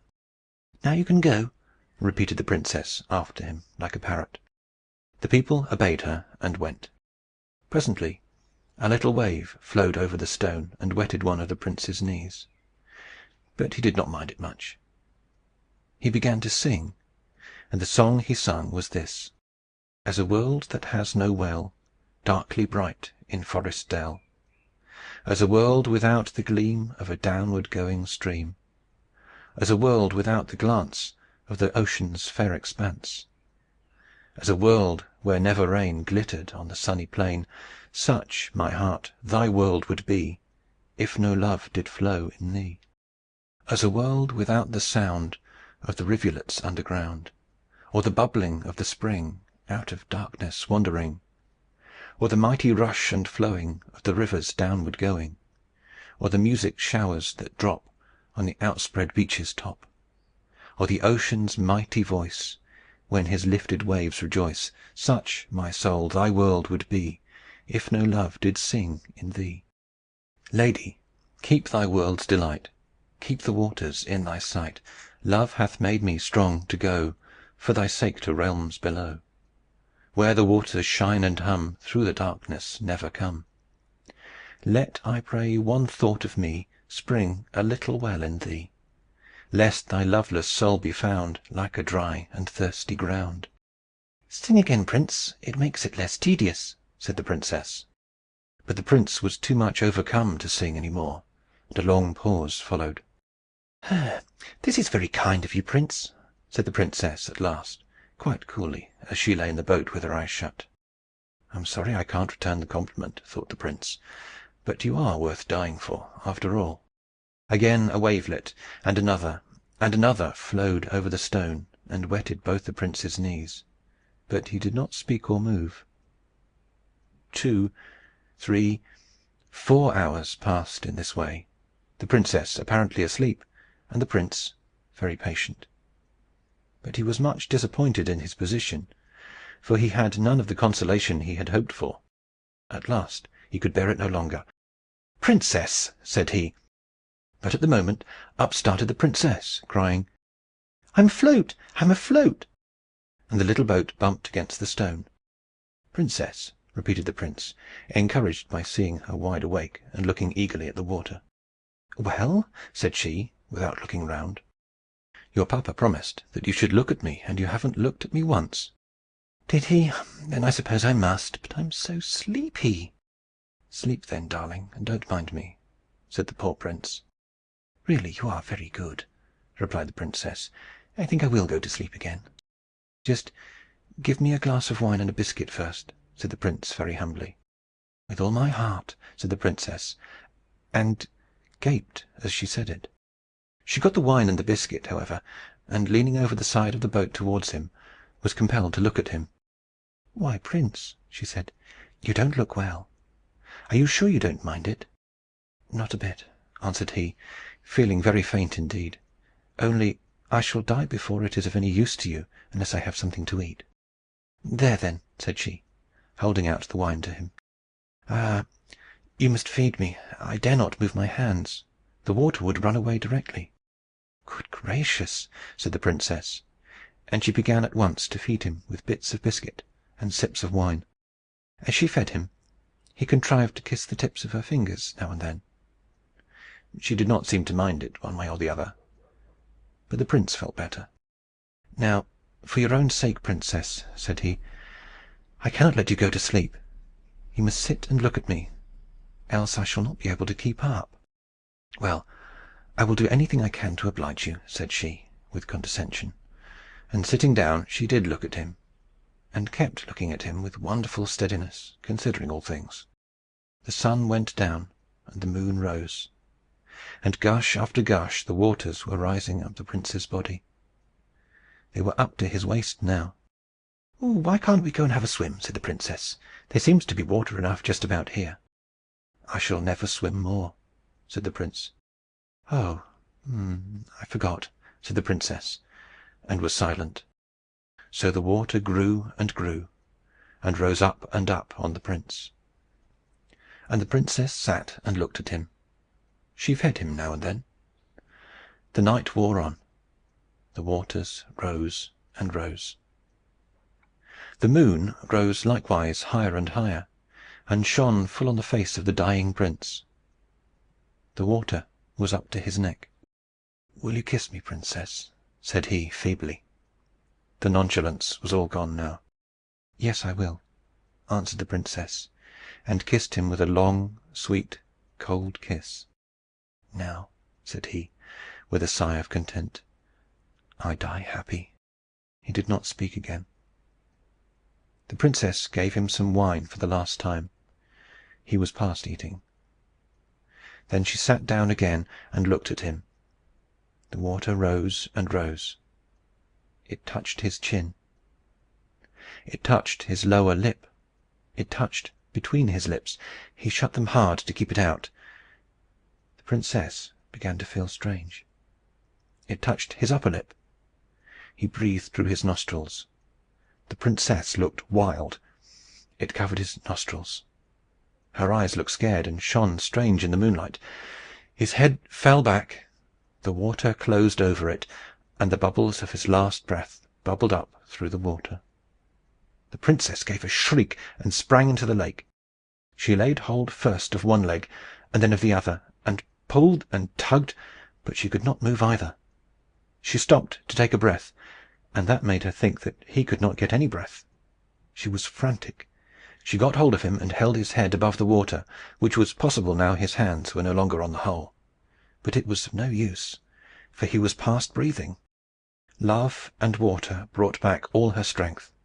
She got under the water, and pulled with her whole might, till at last she got one leg out. The other easily followed. How she got him into the boat she never could tell, but when she did, she fainted away. Coming to herself, she seized the oars, kept herself steady as best she could, and rowed, though she had never rowed before. Round rocks and over shallows and through mud she rowed, till she got to the landing stairs of the palace. By this time her people were on the shore, for they had heard her shriek. She made them carry the prince to her own room, and lay him in her bed, and light a fire, and send for the doctors. "But the lake, your highness!" said the chamberlain, who, roused by the noise, came in his nightcap. "Go drown yourself in it," she said. This was the last rudeness of which the princess was ever guilty, and one must allow that she had good cause to feel provoked with the lord chamberlain. Had it been the king himself, he would have fared no better, but both he and the queen were fast asleep, and the chamberlain went back to his bed. Somehow the doctors never came, so the princess and her old nurse were left with the prince. But the old nurse was a wise woman, and knew what to do. They tried everything for a long time without success. The princess was nearly distracted between hope and fear, but she tried on and on, one thing after another, and everything over and over again. At last, when they had all but given up, just as the sun rose, the prince opened his eyes. Chapter 15. Look at the rain. The princess burst into a passion of tears, and fell on the floor. There she lay for an hour, and her tears never ceased. All the pent-up crying of her life was spent now. And a rain came on, such as had never been seen in that country. The sun shone all the time, and the great drops, which fell straight to the earth, shone likewise. The palace was in the heart of a rainbow. It was a rain of rubies and sapphires and emeralds and topazes. The torrents poured from the mountains like molten gold, and if it had not been for its subterraneous outlet, the lake would have overflowed and inundated the country. It was full from shore to shore. But the princess did not heed the lake. She lay on the floor and wept. And this rain within doors was far more wonderful than the rain out of doors. For when it abated a little, and she proceeded to rise, she found, to her astonishment, that she could not. At length, after many efforts, she succeeded in getting upon her feet. But she tumbled down again directly. Hearing her fall, her old nurse uttered a yell of delight, and ran to her, screaming, "My darling child! She's found her gravity!" "Oh, that's it, is it?" said the princess, rubbing her shoulder and her knee alternately. "I consider it very unpleasant. I feel as if I should be crushed to pieces." "Hurrah!" cried the prince from the bed. "If you've come round, princess, so have I. How's the lake?" "Brim full," answered the nurse. "Then we're all happy." "That we are indeed," answered the princess, sobbing. And there was rejoicing all over the country that rainy day. Even the babies forgot their past troubles, and danced and crowed amazingly. And the king told stories, and the queen listened to them. And he divided the money in his box, and she the honey in her pot, to all the children.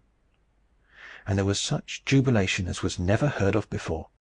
Of course the prince and princess were betrothed at once. But the princess had to learn to walk before they could be married with any propriety. And this was not so easy at her time of life, for she could walk no more than a baby. She was always falling down and hurting herself. "Is this the gravity you used to make so much of?" said she one day to the prince, as he raised her from the floor. "For my part, I was a great deal more comfortable without it." "No, no, that's not it. This is it," replied the prince, as he took her up and carried her about like a baby, kissing her all the time. "This is gravity." "That's better," said she. "I don't mind that so much." And she smiled the sweetest, loveliest smile in the prince's face. And she gave him one little kiss in return for all his, and he thought them overpaid, for he was beside himself with delight. I fear she complained of her gravity more than once after this, notwithstanding. It was a long time before she got reconciled to walking. But the pain of learning it was quite counterbalanced by two things, either of which would have been sufficient consolation. The first was that the prince himself was her teacher, and the second, that she could tumble into the lake as often as she pleased. Still, she preferred to have the prince jump in with her, and the splash they made before was nothing to the splash they made now. The lake never sank again. In the process of time, it wore the roof of the cavern quite through, and was twice as deep as before. The only revenge the princess took upon her aunt was to tread pretty hard on her gouty toe the next time she saw her.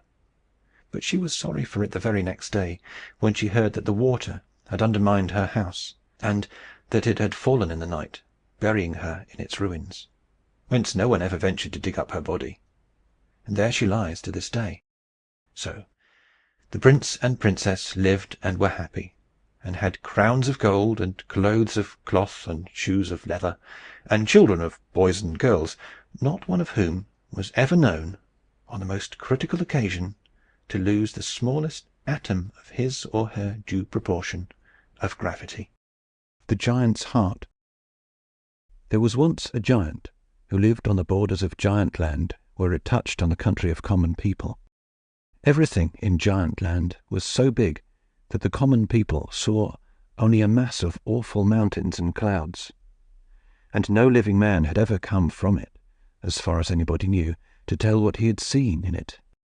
Somewhere near these borders, on the other side, by the edge of a great forest, lived a labourer with his wife and a great many children. One day, Tricksey Wee, as they called her, teased her brother Buffy Bob till he could not bear it any longer, and gave her a box on the ear. Tricksey Wee cried, and Buffy Bob was so sorry, and so ashamed of himself, that he cried too, and ran off into the wood.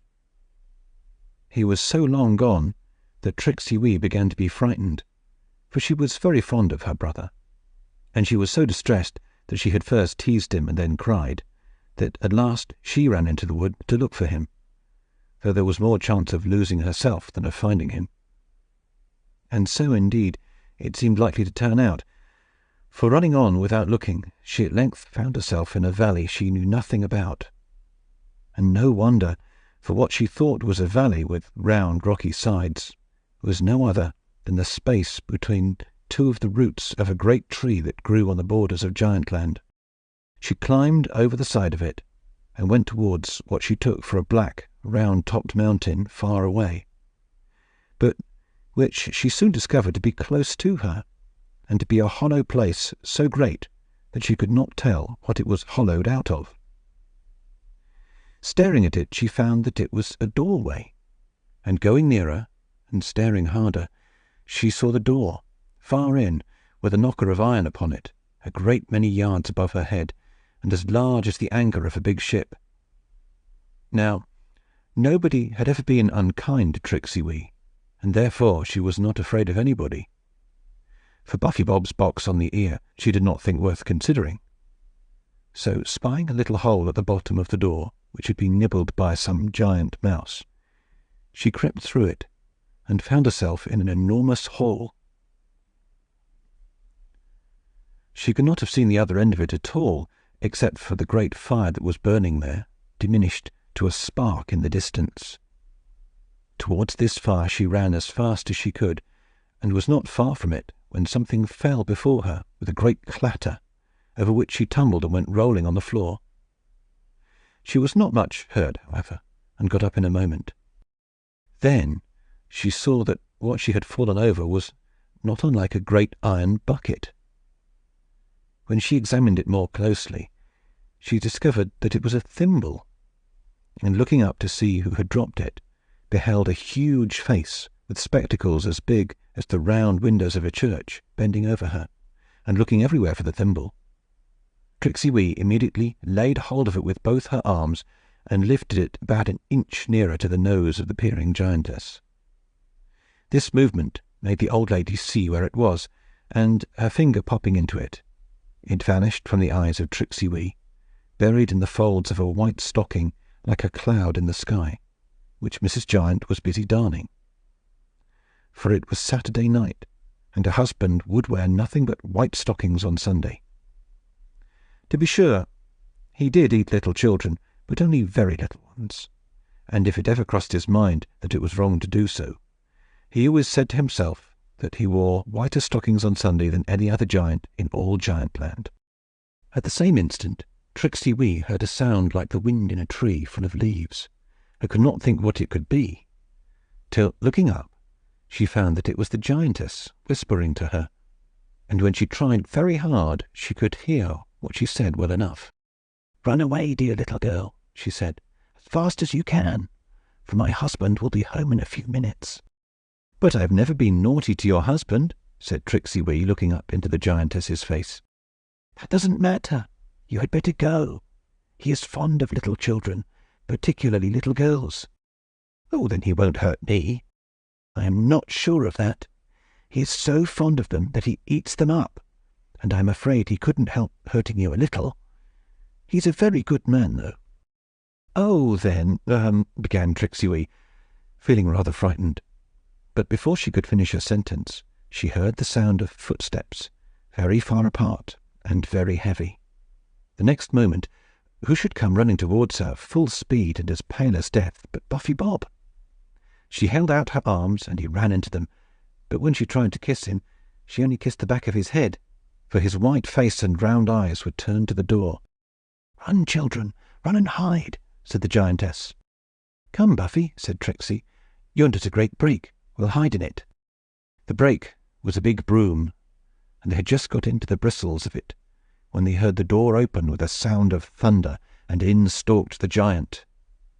You would have thought you saw the whole earth through the door when he opened it, so wide was it, and when he closed it, it was like nightfall. "Where is that little boy?" he cried, with a voice like the bellowing of a cannon. "He looked a very nice boy indeed. I am almost sure he crept through the mouse-hole at the bottom of the door. Where is he, my dear?" "I don't know," answered the giantess. "But you know it is wicked to tell lies, don't you, my dear?" retorted the giant.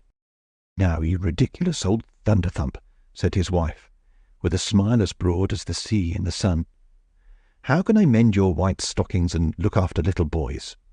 You have got plenty to last you over Sunday, I'm sure. Just look what good little boys they are." Tricksey Wee and Buffy Bob peered through the bristles and discovered a row of little boys, about a dozen, with very fat faces and goggle eyes, sitting before the fire and looking stupidly into it. Thunderthump intended the most of these for pickling, and was feeding them well before salting them. Now and then, however, he could not keep his teeth off them, and would eat one by the by, without salt. He strode up to the wretched children. Now, what made them very wretched indeed was that they knew if they could only keep from eating and grow thin, the giant would dislike them and turn them out to find their way home. But notwithstanding this, so greedy were they that they ate as much as ever they could hold. The giantess, who fed them, comforted herself with thinking that they were not real boys and girls, but only little pigs pretending to be boys and girls. "Now tell me the truth," cried the giant, bending his face down over them.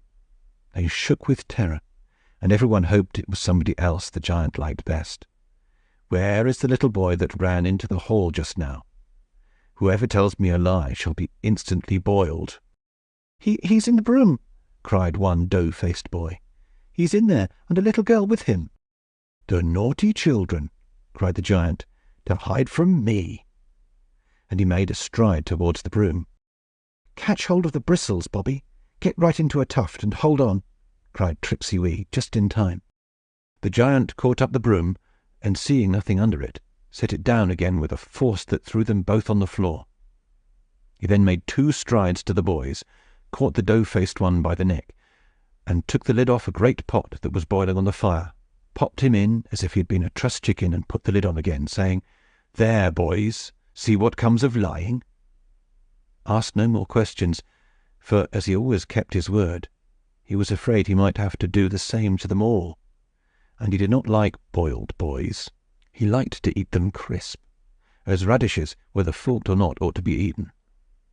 He then sat down and asked his wife if his supper was ready.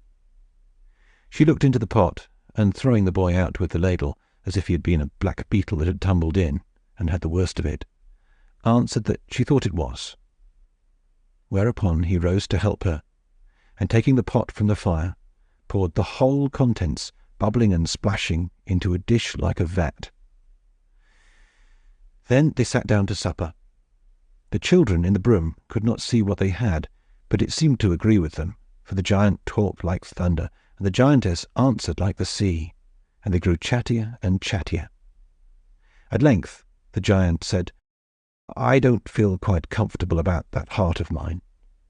And as he spoke, instead of laying his hand upon his bosom, he waved it away towards the corner where the children were peeping from the broom bristles like frightened little mice. "Well, you know, my darling Thunderthump," answered his wife, "I always thought it ought to be nearer home. But you know best, of course." "Ha, ha! You don't know where it is, wife. I moved it a month ago." "What a man you are, Thunderthump! You trust any creature alive rather than your wife." Here the giantess gave a sob, which sounded exactly like a wave going flop into the mouth of a cave up to the roof. "Where have you got it now?" she resumed, checking her emotion. "Well, Doodlem, I don't mind telling you," answered the giant soothingly. "The great she-eagle has got it for a nest-egg. She sits on it night and day, and thinks she will bring the greatest eagle out of it that ever sharpened his beak on the rocks of Mount Skycrack. I can warrant no one else will touch it while she has got it. But she is rather capricious, and I confess I am not easy about it. For the least scratch of one of her claws would do for me at once, and she has claws. I refer anyone who doubts this part of my story to certain chronicles of Giantland preserved among the Celtic nations. It was quite a common thing for a giant to put his heart out to nurse, because he did not like the trouble and responsibility of doing it himself, although I must confess it was a dangerous sort of plan to take, especially with such a delicate viscus as the heart. All this time, Buffy Bob and Tricksey Wee were listening with long ears. "Oh," thought Tricksey Wee, "if I could but find the giant's cruel heart, wouldn't I give it a squeeze?" The giant and giantess went on talking for a long time. The giantess kept advising the giant to hide his heart somewhere in the house, but he seemed afraid of the advantage it would give her over him. "You could hide it at the bottom of the flour barrel," said she. "That would make me feel choky," answered he. "Well, in the coal cellar, or in the dust hole, that's the place. No one would think of looking for your heart in the dust hole." "Worse and worse," cried the giant. "Will the water butt?" suggested she.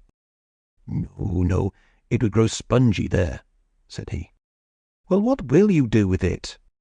"I will leave it a month longer where it is, and then I will give it to the Queen of the Kangaroos, and she will carry it in her pouch for me. It is best to change its place, you know, lest my enemies should scent it out. But, dear Doodlem, it's a fretting care to have a heart of one's own to look after.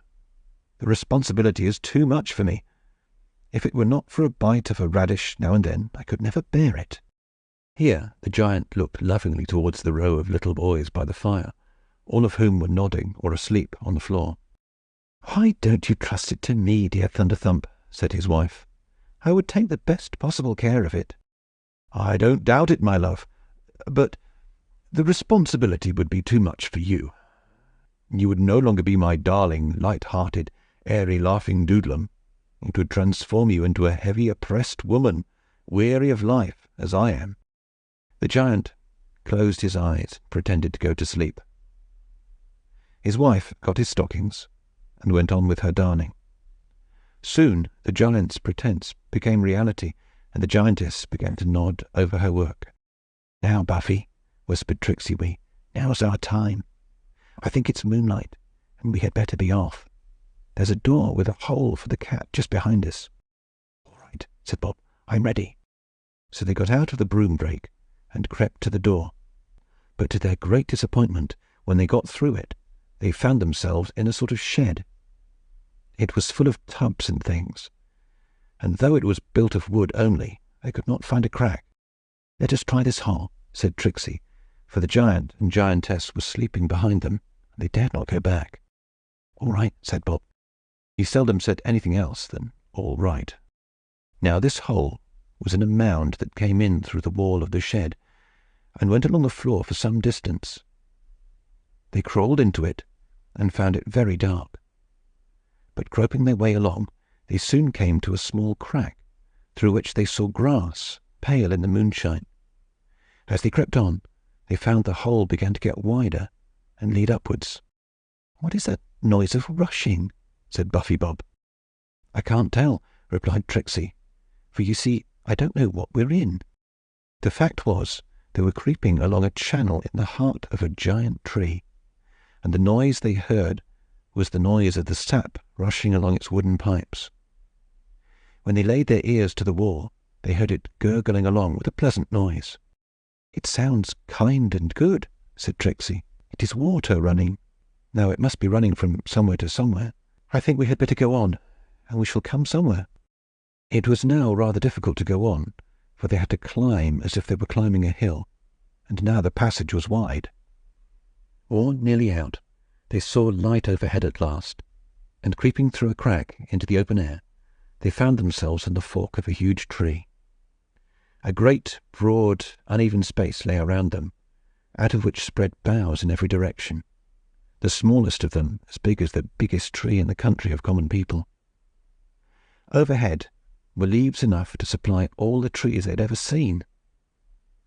Not much moonlight could come through, but the leaves would glimmer white in the wind at times.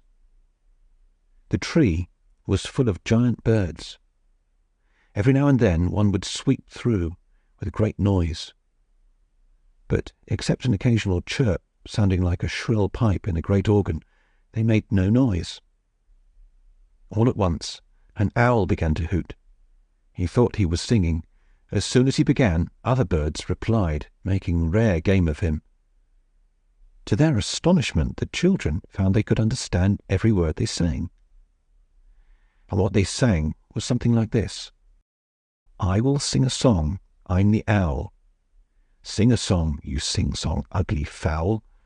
What will you sing about, night in and day out? Sing about the night, I'm the owl. You could not see for the light, stupid fowl. Oh, the moon and the dew, and the shadows to woo." The owl spread out his silent, soft, sly wings, and lighting between Tricksey Wee and Buffy Bob, nearly smothered them, closing up one under each wing. It was like being buried in a down bed. But the owl did not like anything between his sides and his wings, so he opened his wings again. The children made haste to get out. Tricksey Wee immediately went in front of the bird, and looking up into his huge face, which was as round as the eyes of a giantess's spectacles, and much bigger, dropped a pretty curtsy, and said, "Please, Mr. Owl, I want to whisper to you." "Very well, small child," answered the owl, looking important and stooping his ear towards her. "What is it?" "Please tell me where the eagle lives that sits on the giant's heart." "Oh, you naughty child! That's a secret, for shame!" And with a great hiss that terrified them, the owl flew into the tree. All birds are fond of secrets, but not many of them can keep them so well as the owl. So the children went on, because they did not know what else to do. They found the way very rough and difficult. The tree was so full of humps and hollows. Now and then they plashed into a pool of rain. Now and then they came upon twigs growing out of the trunk, where they had no business, and they were as large as full-grown poplars. Sometimes they came upon great cushions of soft moss, and on one of them they lay down and rested. But they had not lain long before they spied a large nightingale sitting on a branch, with its bright eyes looking up at the moon. In a moment more he began to sing, and the birds about him began to reply, but in a different tone from that in which they had replied to the owl. Oh, the birds did call the nightingale such pretty names! The nightingale sang, and the birds replied like this: "I will sing a song. I'm the nightingale. Sing a song, long, long, little never fail. What will you sing about, light in or light out? Sing about the light gone away, down, away, and out of sight, poor lost day, mourning for the day dead, o'er his dim bed." The nightingale sang so sweetly, the children would have fallen asleep, but for fear of losing any of the song.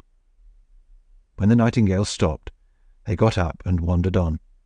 They did not know where they were going, but they thought it best to keep going on, because then they might come upon something or other. They were very sorry they had forgotten to ask the nightingale about the eagle's nest, but his music had put everything else out of their heads. They resolved, however, not to forget the next time they had a chance.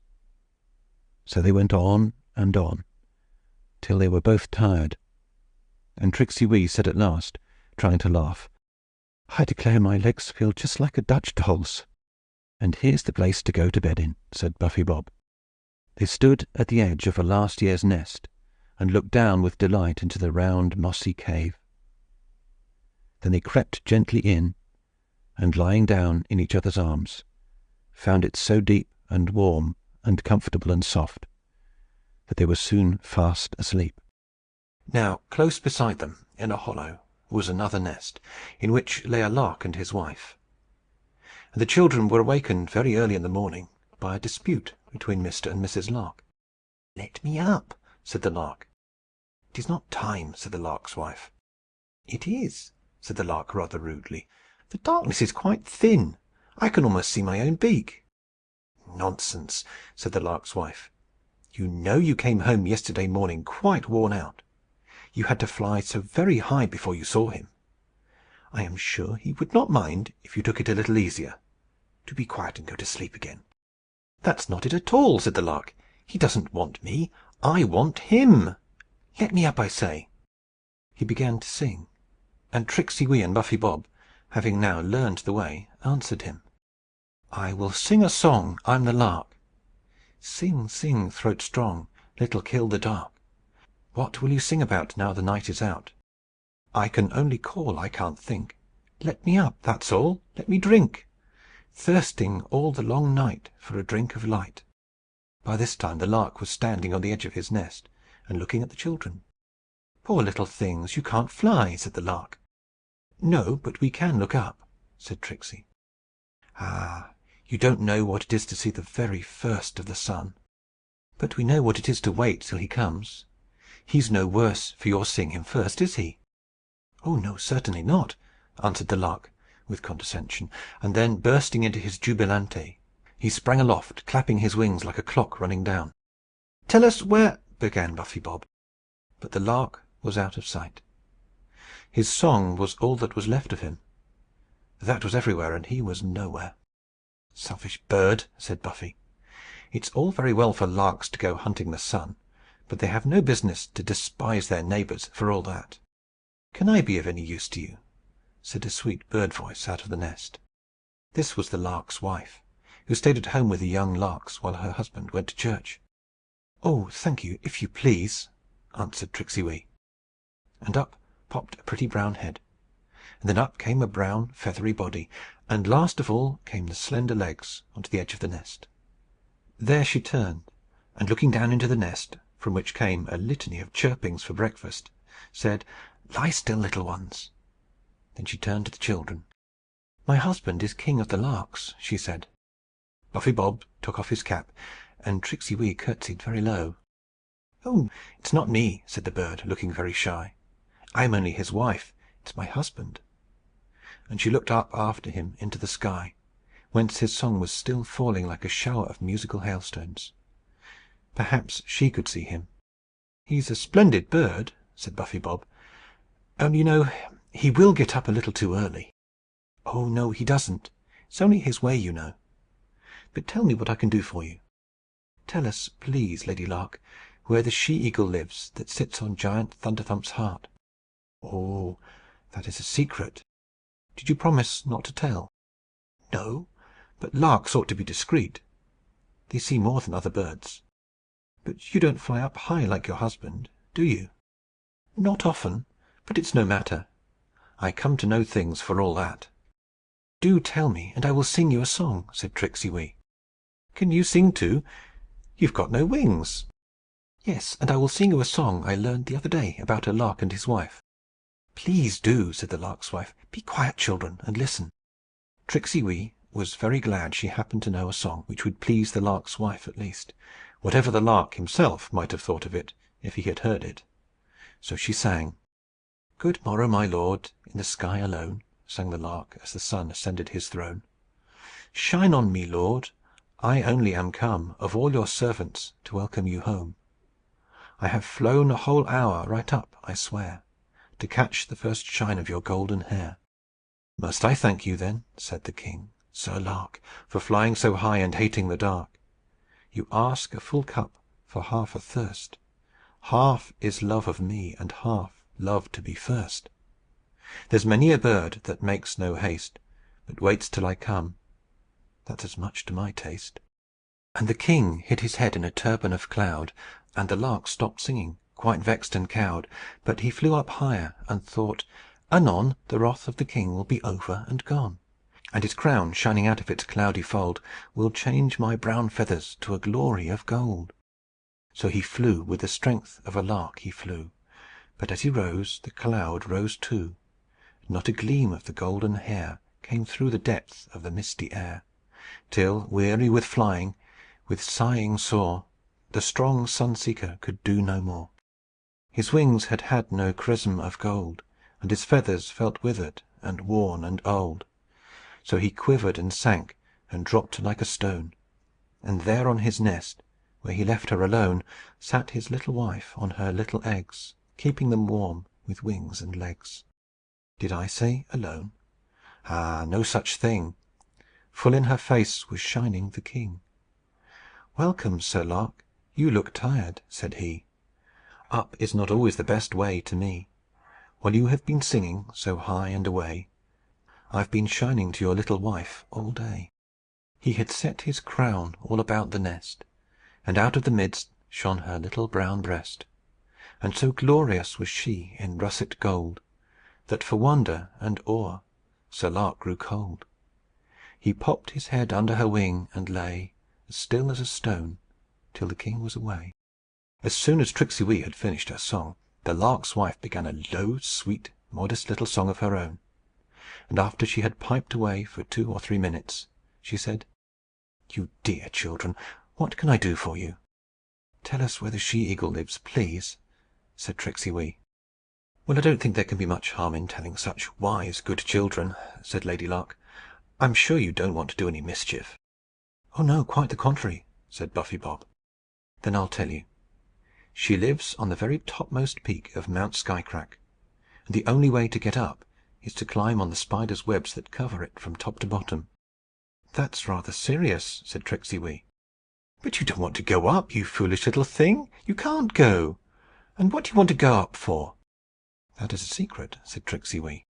"Well, it's no business of mine," rejoined Lady Lark, a little offended, and quite vexed that she had told them. So she flew away to find some breakfast for her little ones, who by this time were chirping very impatiently. The children looked at each other, joined hands, and walked off. In a minute more the sun was up, and they soon reached the outside of the tree. The bark was so knobby and rough, and full of twigs, that they managed to get down, though not without great difficulty. Then, far away to the north, they saw a huge peak, like the spire of a church, going right up into the sky. They thought this must be Mount Skycrack, and turned their faces towards it. As they went on, they saw a giant or two now and then, striding about the fields or through the woods, but they kept out of their way. Nor were they in much danger, for it was only 1 or 2 of the border giants that were so very fond of children. At last they came to the foot of Mount Skycrack. It stood in a plain alone, and shot right up I don't know how many thousand feet into the air, a long, narrow, spear-like mountain. The whole face of it, from top to bottom, was covered with a network of spiders' webs, with the threads of various sizes, from that of silk to that of whipcord. The webs shook and quivered and waved in the sun, glittering like silver. All about ran huge greedy spiders, catching huge silly flies and devouring them. Here they sat down to consider what could be done. The spiders did not heed them, but ate away at the flies. Now at the foot of the mountain and all around it was a ring of water, not very broad, but very deep. As they sat watching them, one of the spiders, whose web was woven across this water, somehow or other lost his hold and fell in on his back. Tricksey Wee and Buffy Bob ran to his assistance, and laying hold each of one of his legs, succeeded, with the help of the other legs, which struggled spiderfully, in getting him out upon dry land. As soon as he had shaken himself and dried himself a little, the spider turned to the children, saying, "And now, what can I do for you?" "Tell us, please," said they, "how we can get up the mountain to the she-eagle's nest." "Nothing is easier," answered the spider. "Just run up there, and tell them all I sent you, and nobody will mind you." "But we haven't got claws like you, Mr. Spider," said Buffy. "No more you have, poor unprovided creatures. Still, I think we can manage it. Come home with me." "You won't eat us, will you?" said Buffy. "My dear child," answered the spider, in a tone of injured dignity, "I eat nothing but what is mischievous or useless. You have helped me, and now I will help you." The children rose at once, and climbing as well as they could, reached the spider's nest in the very centre of the web. Nor did they find it very difficult, for whenever too great a gap came, the spider, spinning a strong cord, stretched it just where they would have chosen to put their foot next. He left them in his nest, after bringing them 2 enormous honey bags taken from bees that he had caught. But presently about 6 of the wisest of the spiders came back with him. It was rather horrible to look up and see them all around the mouth of the nest, looking down on them in contemplation, as if wondering whether they would be nice eating. At length one of them said, "Tell us truly what you want with the eagle, and we will try to help you." Then Tricksey Wee told them that there was a giant on the borders who treated little children no better than radishes, and that they had narrowly escaped being eaten by him; that they had found out that the great she-eagle of Mount Skycrack was at present sitting on his heart, and that, if they could only get hold of the heart, they would soon teach the giant better behaviour. "But," said the host, "if you get at the heart of the giant, you will find it as large as one of your elephants. What can you do with it?" "The least scratch will kill it," replied Buffy Bob. "Ah, but you might do better than that," said the spider, "now we have resolved to help you. Here is a little bag of spider juice. The giants cannot bear spiders, and this juice is dreadful poison to them. We are all ready to go up with you and drive the eagle away. Then you must put the heart into this other bag and bring it down with you, for then the giant will be in your power." "But how can we do that?" said Buffy. "The bag is not much bigger than a pudding bag." "But it is as large as you will be able to carry." "Yes, but what are we to do with the heart?" "Put it in the bag, to be sure. Only first you must squeeze a drop out of the other bag upon it. You will see what will happen." "Very well, we will do as you tell us," said Tricksey Wee. "And now, if you please, how shall we go?" "Oh, that's our business," said the first spider. "You come with me, and my grandfather will take your brother. Get up." So Tricksey Wee mounted on the narrow part of the spider's back, and held fast. And Buffy Bob got on the grandfather's back. And up they scrambled, over one web after another, up and up so fast. And every spider followed, so that when Tricksey Wee looked back, she saw a whole army of spiders scrambling after them. "What can we want with so many?" she thought. But she said nothing. The moon was now up, and it was a splendid sight below and around them. All Giantland was spread out under them, with its great hills, lakes, trees, and animals. and all above them was the clear heaven, and Mount Skycrack rising into it, with its endless ladders of spider webs, glittering like cords made of moonbeams. And up the moonbeams went, crawling and scrambling and racing, a huge army of spiders. At length they reached all but the very summit, where they stopped. Tricksey Wee and Buffy Bob could see above them a great globe of feathers that finished off the mountain like an ornamental knob. "But how shall we drive her off?" said Buffy. "We'll soon manage that," answered the grandfather spider. "Come on, you, down there." Up rushed the whole army, past the children, over the edge of the nest, on to the she-eagle, and buried themselves in her feathers. In a moment she became very restless, and went pecking about her with her beak. All at once she spread out her wings, with a sound like a whirlwind, and flew off to bathe in the sea. And then the spiders began to drop from her nest in all directions on their gossamer wings. The children had to hold fast to keep the wind of the eagle's flight from blowing them off. As soon as it was over, they looked into the nest, and there lay the giant's heart, an awful and ugly thing. "Make haste, child," said Tricksey's spider. So Tricksey took her bag and squeezed a drop out of it upon the heart. She thought she heard the giant give a far-off roar of pain, and she nearly fell from her seat with terror. The heart instantly began to shrink. It shrunk and shriveled till it was nearly gone, and Buffy Bob caught it up and put it into his bag. Then the two spiders turned and went down again as fast as they could. Before they got to the bottom, they heard the shrieks of the she-eagle over the loss of her egg. But the spiders told them not to be alarmed, for her eyes were too big to see them. By the time they reached the foot of the mountain, all the spiders had got home, and were busy again catching flies as if nothing had happened. After renewed thanks to their friends, the children set off, carrying the giant's heart with them. "If you should find it at all troublesome, just give it a little more spider juice directly," said the grandfather, as they took their leave. Now the giant had given an awful roar of pain the moment they anointed his heart, and had fallen down in a fit, in which he lay so long that all the boys might have escaped if they had not been so fat. One did, and got home in safety. For days the giant was unable to speak. The first words he uttered were, "Oh, my heart, my heart!" "Your heart is safe enough, dear Thunderthump," said his wife. "Really, a man of your size ought not to be so nervous and apprehensive. I'm ashamed of you." "You have no heart, Doodlem," answered he. "I assure you that at this moment mine is in the greatest danger. It has fallen into the hands of foes, though who they are I cannot tell." Here he fainted again, for Tricksey Wee, finding the heart begin to swell a little, had given it the least touch of spider juice.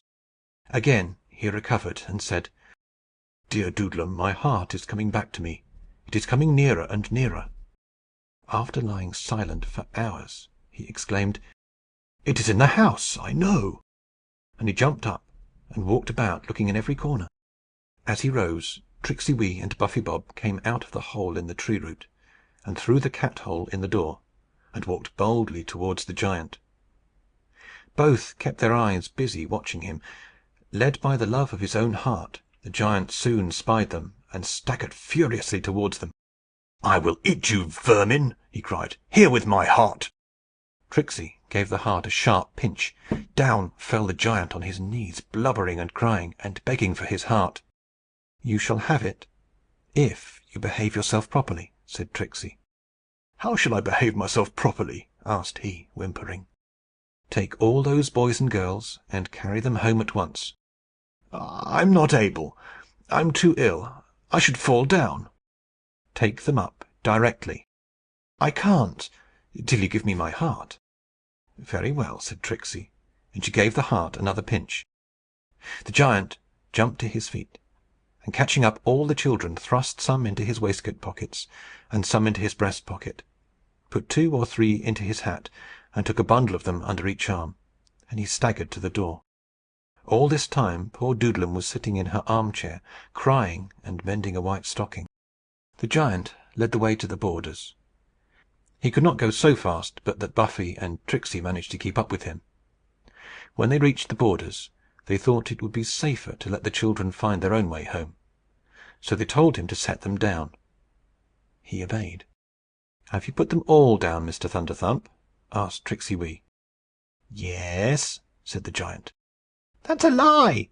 squeaked a little voice, and out came a head from his waistcoat pocket. Tricksey Wee pinched the heart till the giant roared with pain. "You're not a gentleman.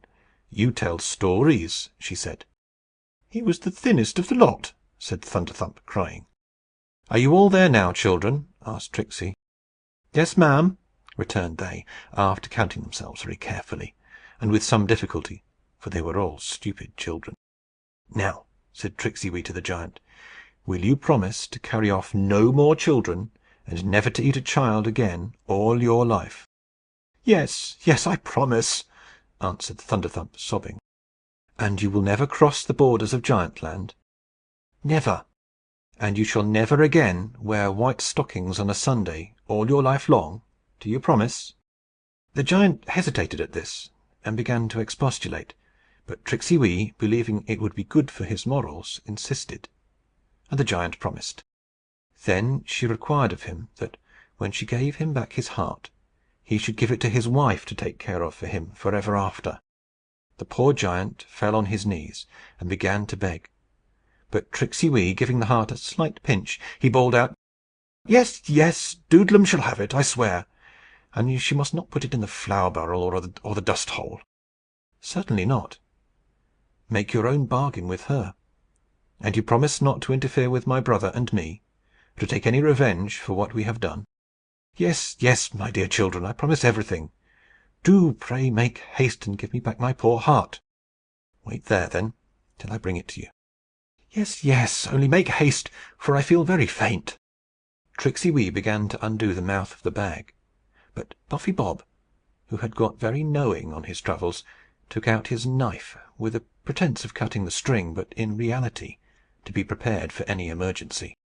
No sooner was the heart out of the bag than it expanded to the size of a bullock, and the giant, with a yell of rage and vengeance, rushed on the two children, who had stepped sideways from the terrible heart.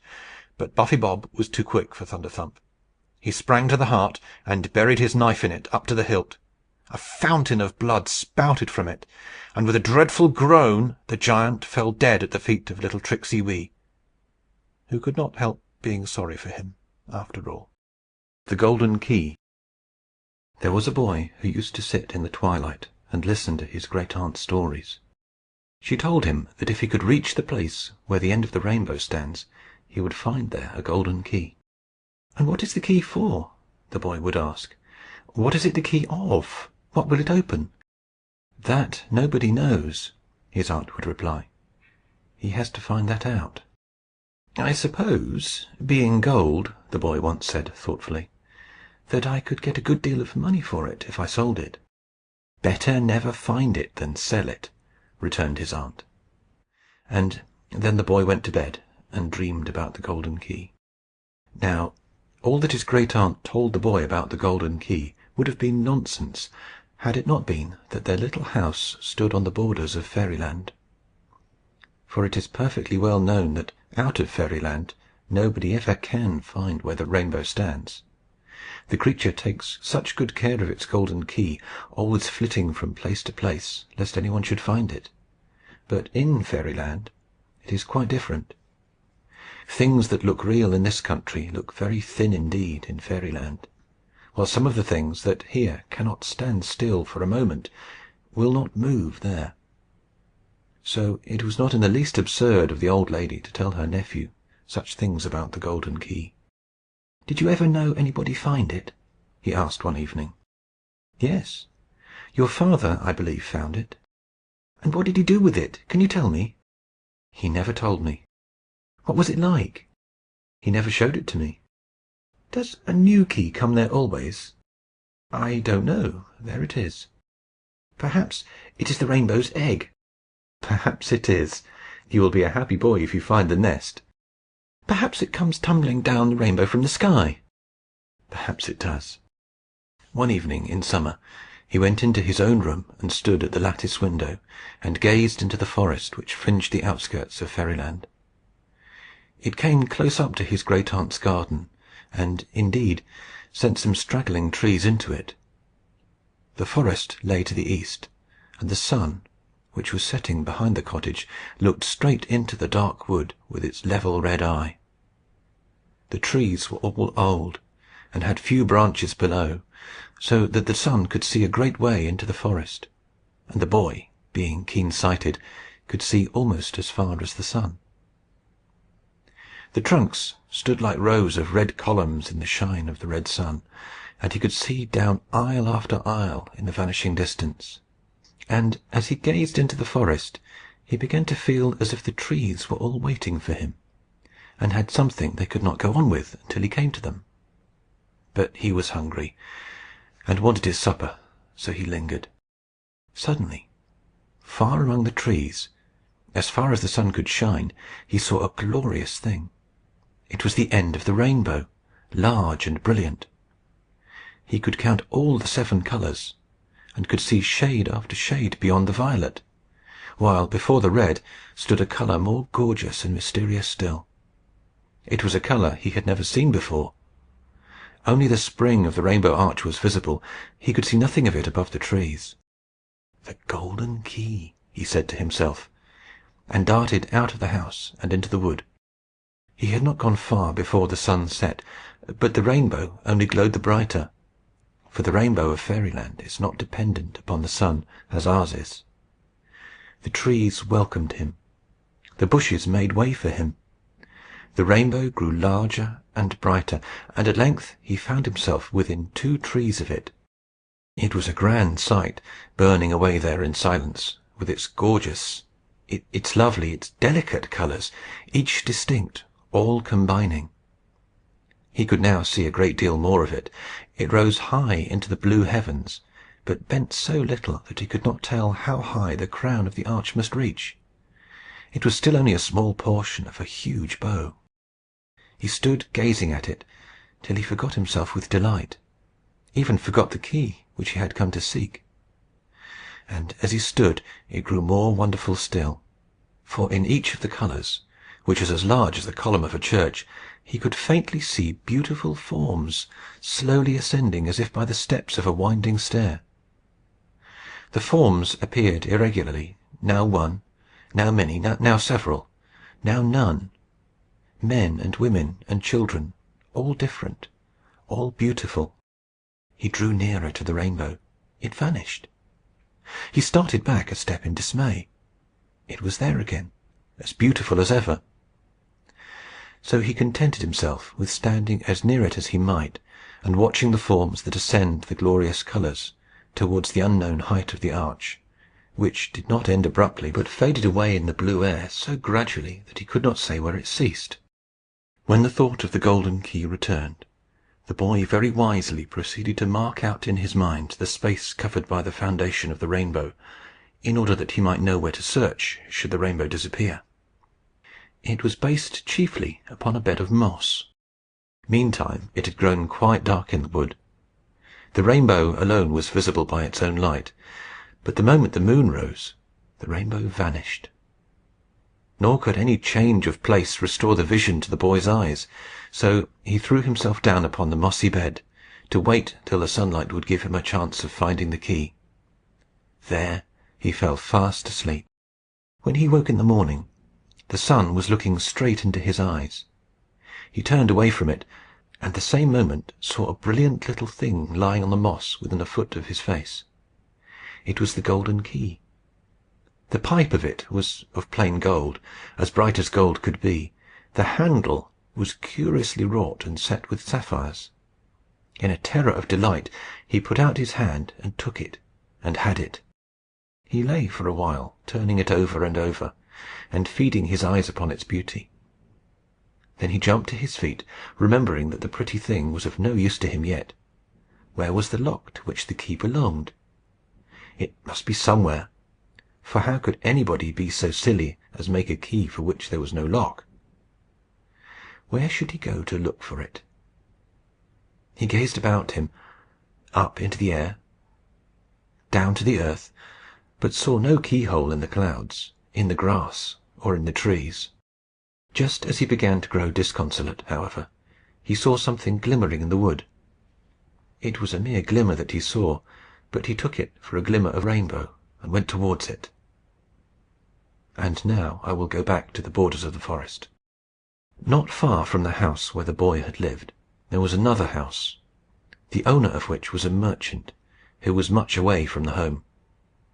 He had lost his wife some years before, and had only one child, a little girl whom he left in the charge of 2 servants, who were very idle and careless. So she was neglected and left untidy, and was sometimes ill-used besides. Now it is well known that the little creatures commonly called fairies, though there are many different kinds of fairies in fairyland, have an exceeding dislike to untidiness. Indeed, they are quite spiteful to slovenly people.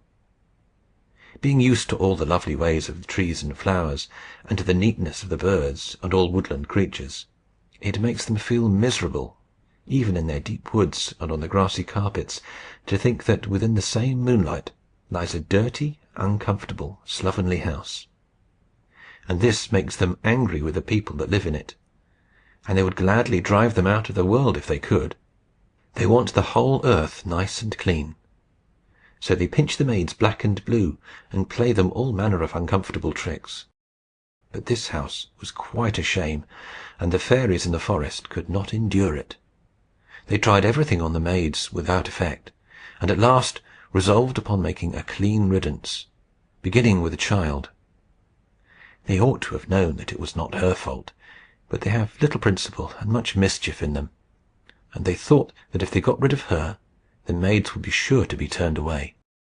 So one evening, the poor little girl having been put to bed early, before the sun was down, the servants went off to the village, locking the door behind them. The child did not know she was alone, and lay contentedly looking out of her window towards the forest, of which, however, she could not see much, because of the ivy and other creeping plants which had straggled across her window. All at once she saw an ape making faces at her out of the mirror, and the heads carved upon a great old wardrobe grinning fearfully. Then 2 old spider-legged chairs came forward into the middle of the room, and began to dance a queer old-fashioned dance. This set her laughing, and she forgot the ape and the grinning heads. So the fairies saw they had made a mistake, and sent the chairs back to their places. But they knew that she had been reading the story of Silverhair all day. So the next moment she heard the voices of the 3 bears upon the stair, Big Voice, Middle Voice, and Little Voice. And she heard their soft, heavy tread, as if they had stockings over their boots, coming nearer and nearer to the door of her room, till she could bear it no longer. She did just as Silverhair did, and as the fairies wanted her to do. She darted to the window, pulled it open, got upon the ivy, and so scrambled to the ground. Then she fled to the forest as fast as she could run. Now, although she did not know it, this was the very best way she could have gone, for nothing is ever so mischievous in its own place as it is out of it. And besides, these mischievous creatures were only the children of fairyland, as it were, and there are many other beings there as well.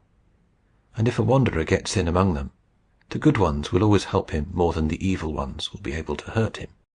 The sun was now set, and the darkness coming on, but the child thought of no danger but the bears behind her. If she had looked round, however, she would have seen that she was followed by a very different creature from a bear. It was a curious creature, made like a fish, but covered, instead of scales, with feathers of all colours, sparkling like those of a humming-bird. It had fins, not wings, and swam through the air as a fish does through the water. Its head was like the head of a small owl. After running a long way, and as the last of the light was disappearing, she passed under a tree with drooping branches. It dropped its branches to the ground all about her, and caught her as a trap. She struggled to get out, but the branches pressed her closer and closer to the trunk. She was in great terror and distress when the air-fish, swimming into the thicket of branches, began tearing them with its beak. They loosened their hold at once, and the creature went on attacking them, till at length they let the child go.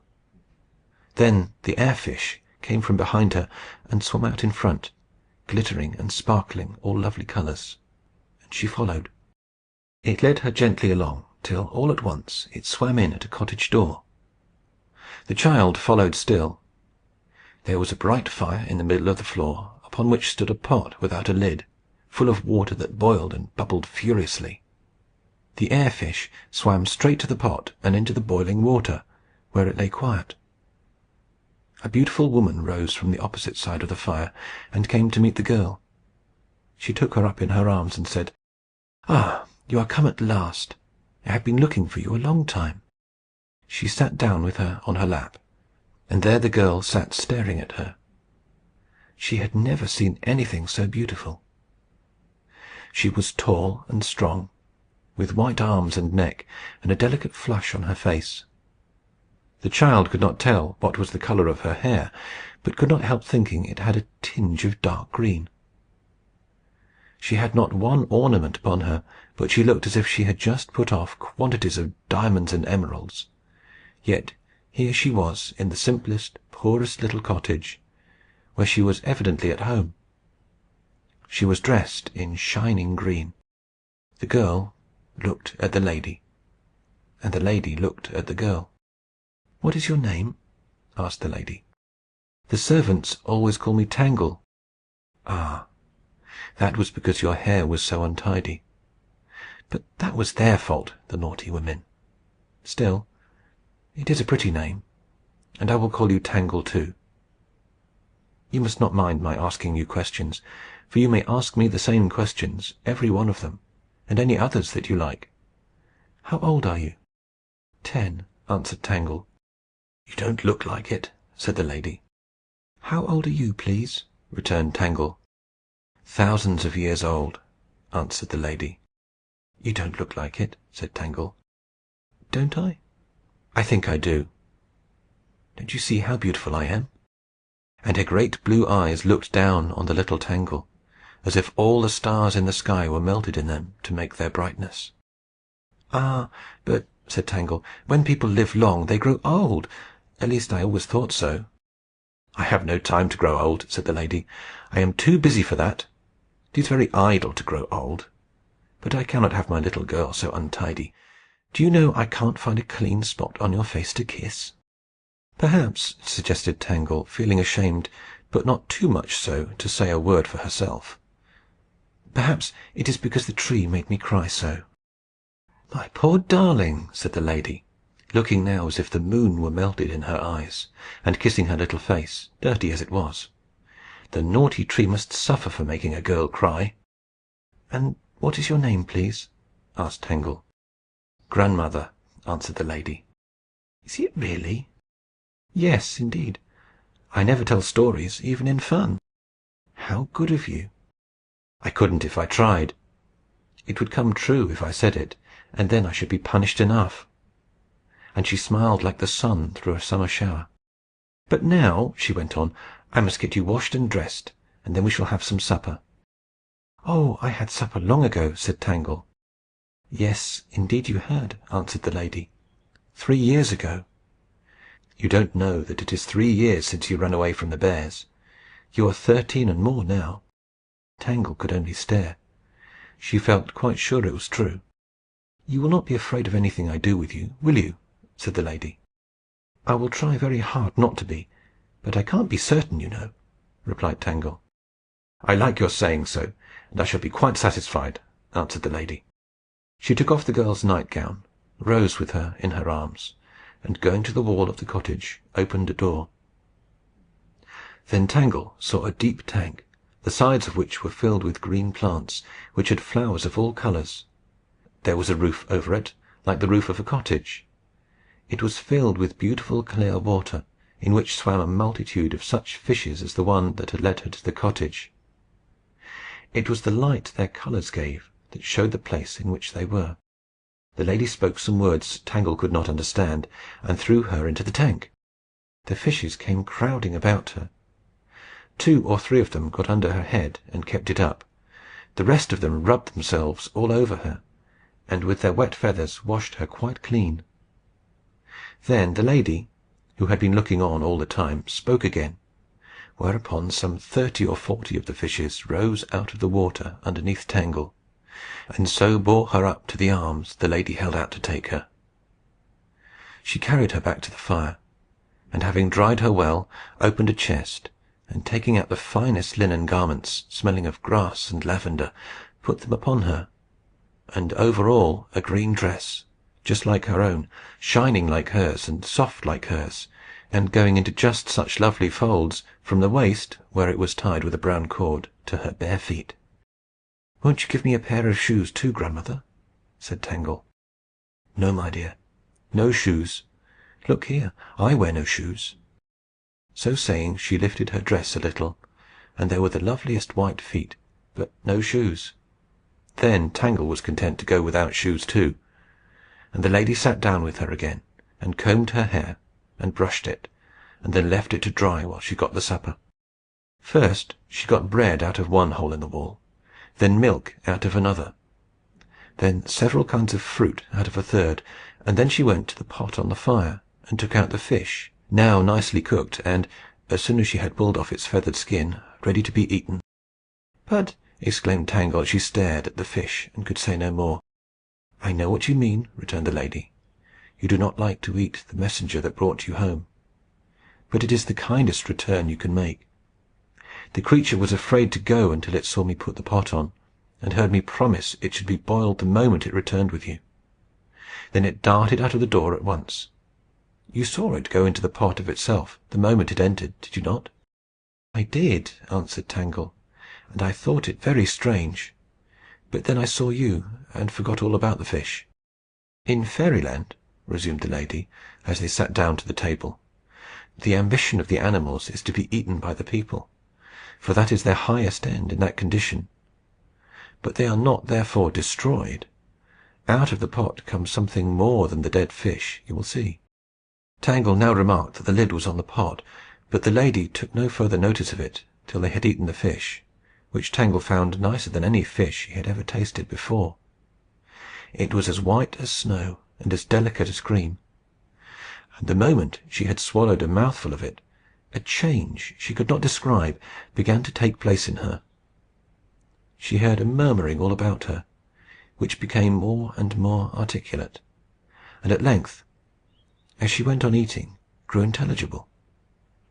By the time she had finished her share, the sounds of all the animals in the forest came crowding through the door to her ears, for the door still stood wide open, though it was pitch dark outside, and they were no longer sounds only, they were speech, and speech that she could understand.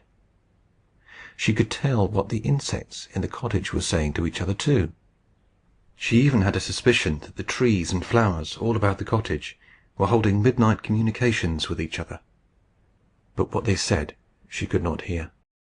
As soon as the fish was eaten, the lady went to the fire and took the lid off the pot. A lovely little creature in human shape, with large white wings, rose out of it, and flew round and round the roof of the cottage, then dropped fluttering and nestled in the lap of the lady. She spoke to it some strange words, carried it to the door, and threw it out into the darkness. Tangle heard the flapping of its wings die away in the distance. "Now, have we done the fish any harm?" she said, returning. "No," answered Tangle. "I do not think we have. I should not mind eating one every day. They must wait their time, like you and me too, my little Tangle." And she smiled a smile, which the sadness in it made more lovely. "But," she continued, "I think we may have one for our supper to-morrow." So saying, she went to the door of the tank, and spoke, and now Tangle understood her perfectly.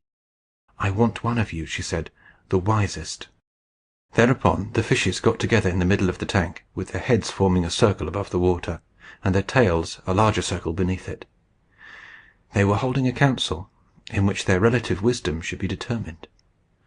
At length one of them flew up into the lady's hand, looking lively and ready.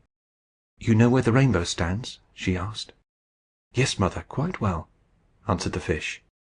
"Bring home a young man you will find there, who does not know where to go." The fish was out of the door in a moment.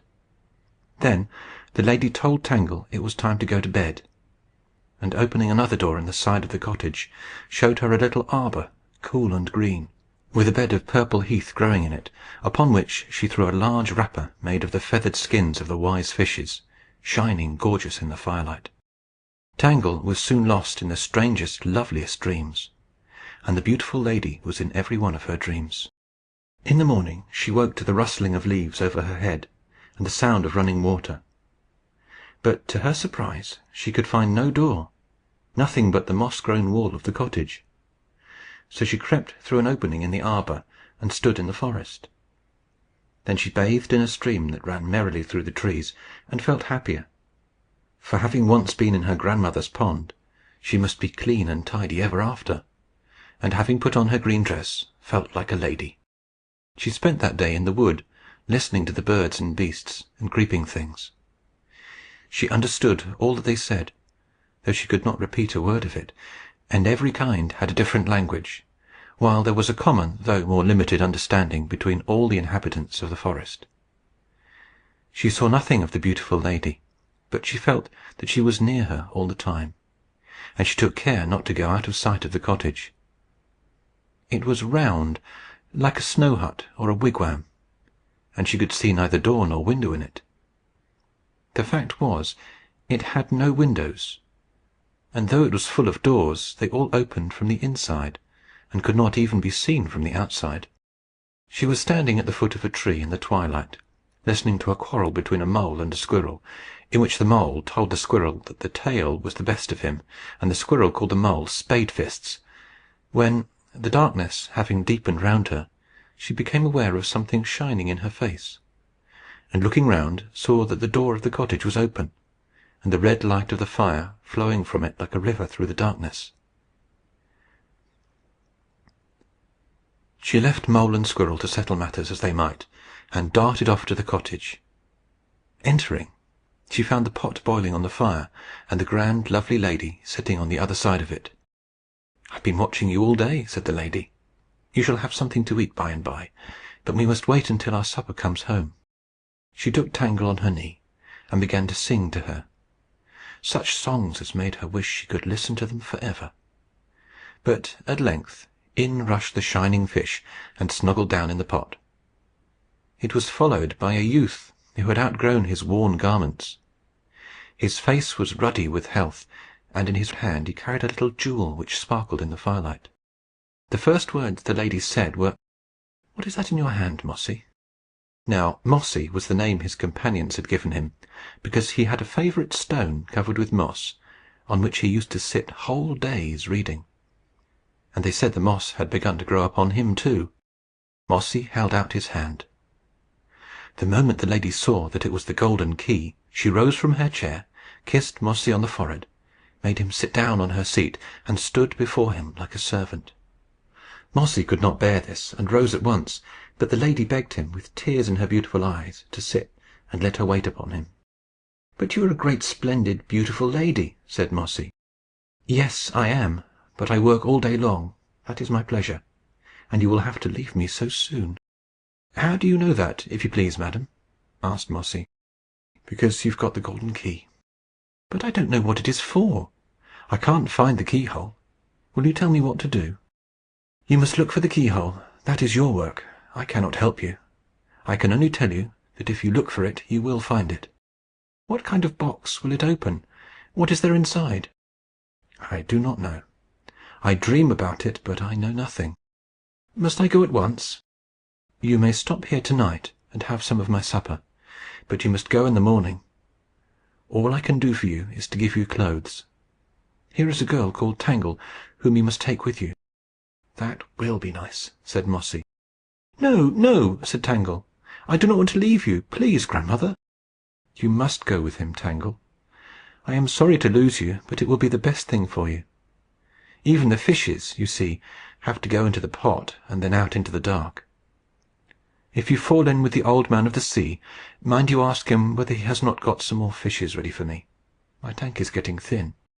So saying, she took the fish from the pot and put the lid on as before. They sat down and ate the fish, and then the winged creature rose from the pot, circled the roof, and settled on the lady's lap. She talked to it, carried it to the door, and threw it out into the dark. They heard the flap of its wings die away in the distance. The lady then showed Mossy into just such another chamber as that of Tangle, and in the morning he found a suit of clothes laid beside him. He looked very handsome in them, but the wearer of grandmother's clothes never thinks about how he or she looks, but thinks always how handsome other people are. Tangle was very unwilling to go. "Why should I leave you? I don't know the young man," she said to the lady.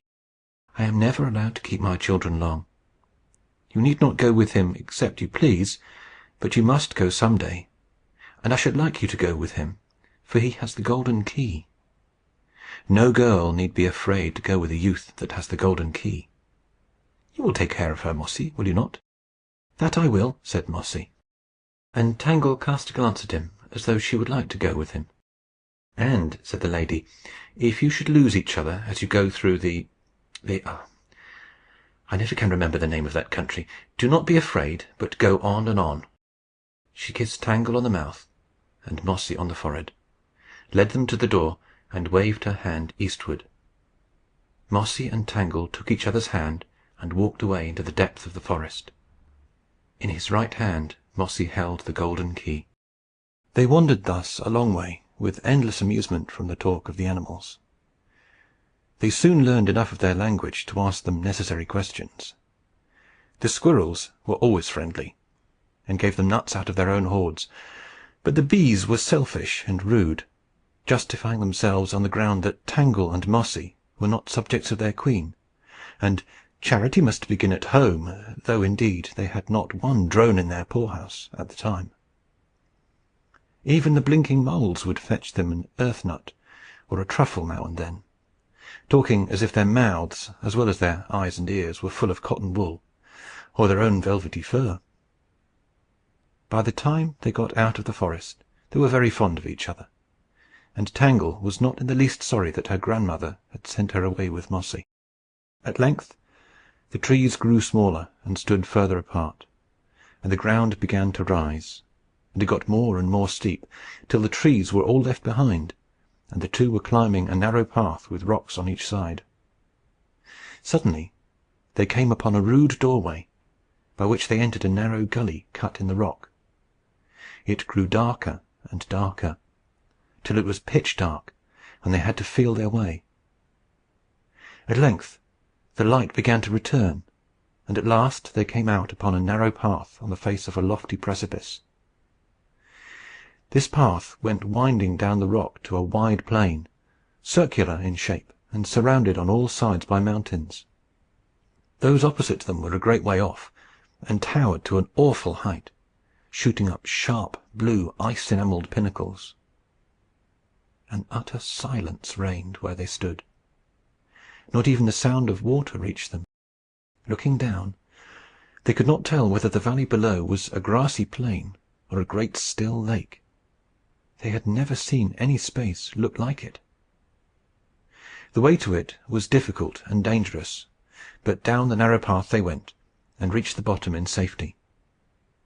They found it composed of smooth, light-coloured sandstone, undulating in parts, but mostly level. It was no wonder to them now that they had not been able to tell what it was, for this surface was everywhere crowded with shadows. The mass was chiefly made up of the shadows of leaves innumerable, of all lovely and imaginative forms, waving to and fro, floating and quivering in the breath of a breeze whose motion was unfelt, whose sound was unheard. No forests clothed the mountain sides, no trees were anywhere to be seen, and yet the shadows of the leaves, branches, and stems of all various trees covered the valley as far as their eyes could reach. They soon spied the shadows of flowers mingled with those of leaves, and now and then the shadow of a bird with open beak and throat distended with song.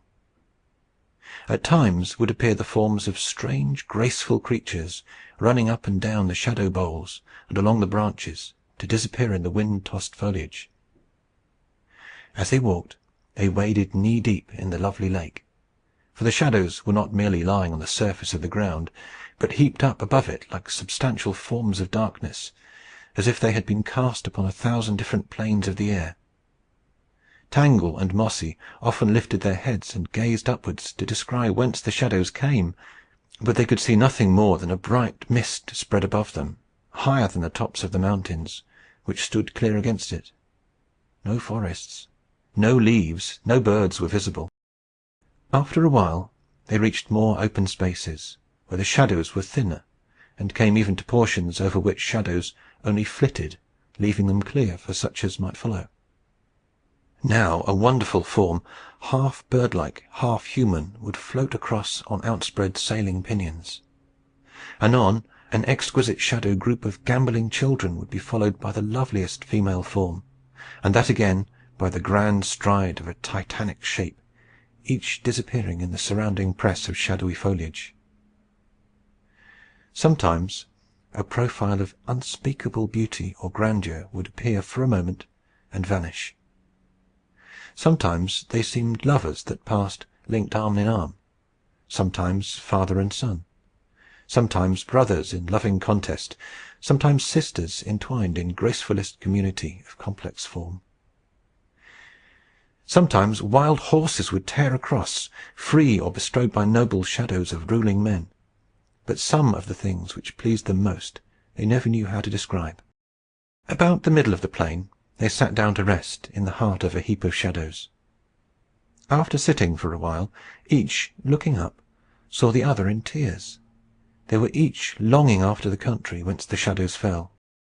"We must find the country from which the shadows come," said Mossy. "We must, dear Mossy," responded Tangle. "What if your golden key should be the key to it?" "Ah, that would be grand," returned Mossy. "But we must rest here for a little, and then we shall be able to cross the plain before night." So he lay down on the ground, and about him on every side, and over his head, was the constant play of the wonderful shadows. He could look through them and see to one behind the other, till they mixed in a mass of darkness. Tangle, too, lay admiring and wondering, and longing after the country whence the shadows came. When they were rested, they rose and pursued their journey. How long they were in crossing the plain I cannot tell, but before night Mossy's hair was streaked with grey, and Tangle had got wrinkles on her forehead.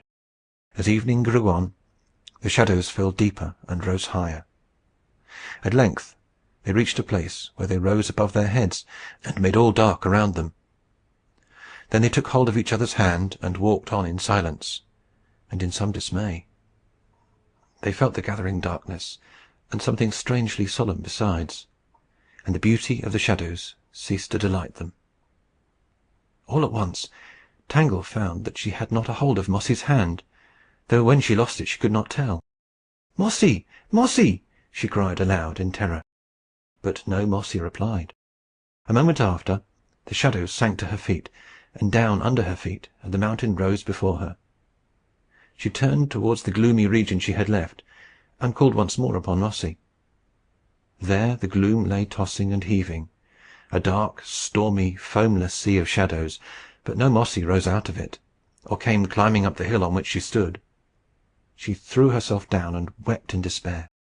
Suddenly she remembered that the beautiful lady had told them, if they lost each other in a country of which she could not remember the name, they were not to be afraid, but to go straight on. "And besides," she said to herself, "Mossy has the golden key, and so no harm will come to him, I do believe." She rose from the ground and went on. Before long she arrived at a precipice, in the face of which a stair was cut. When she had ascended half way, the stair ceased, and the path led straight into the mountain. She was afraid to enter, and turning again towards the stair, grew giddy at the sight of the depth beneath her, and was forced to throw herself down in the mouth of the cave.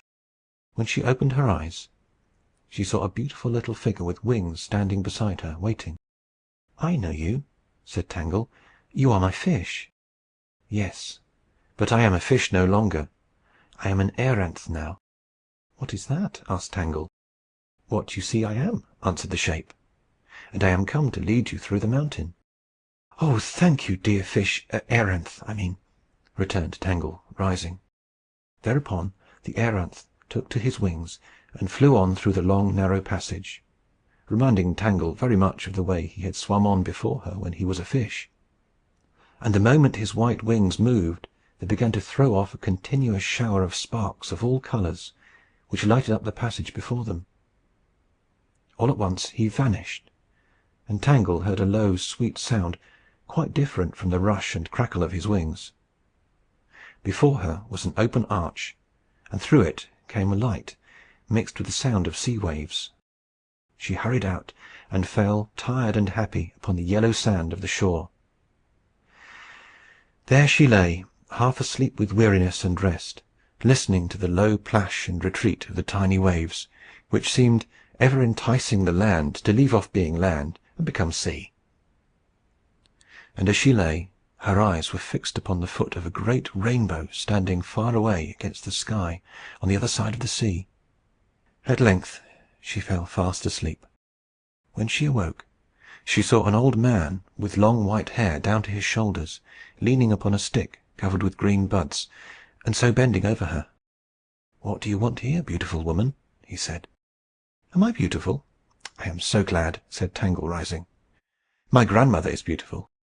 "Yes, but what do you want?" he repeated kindly. "I think I want you. Are not you the Old Man of the Sea?" "I am." "Then grandmother says, have you any more fishes ready for her?"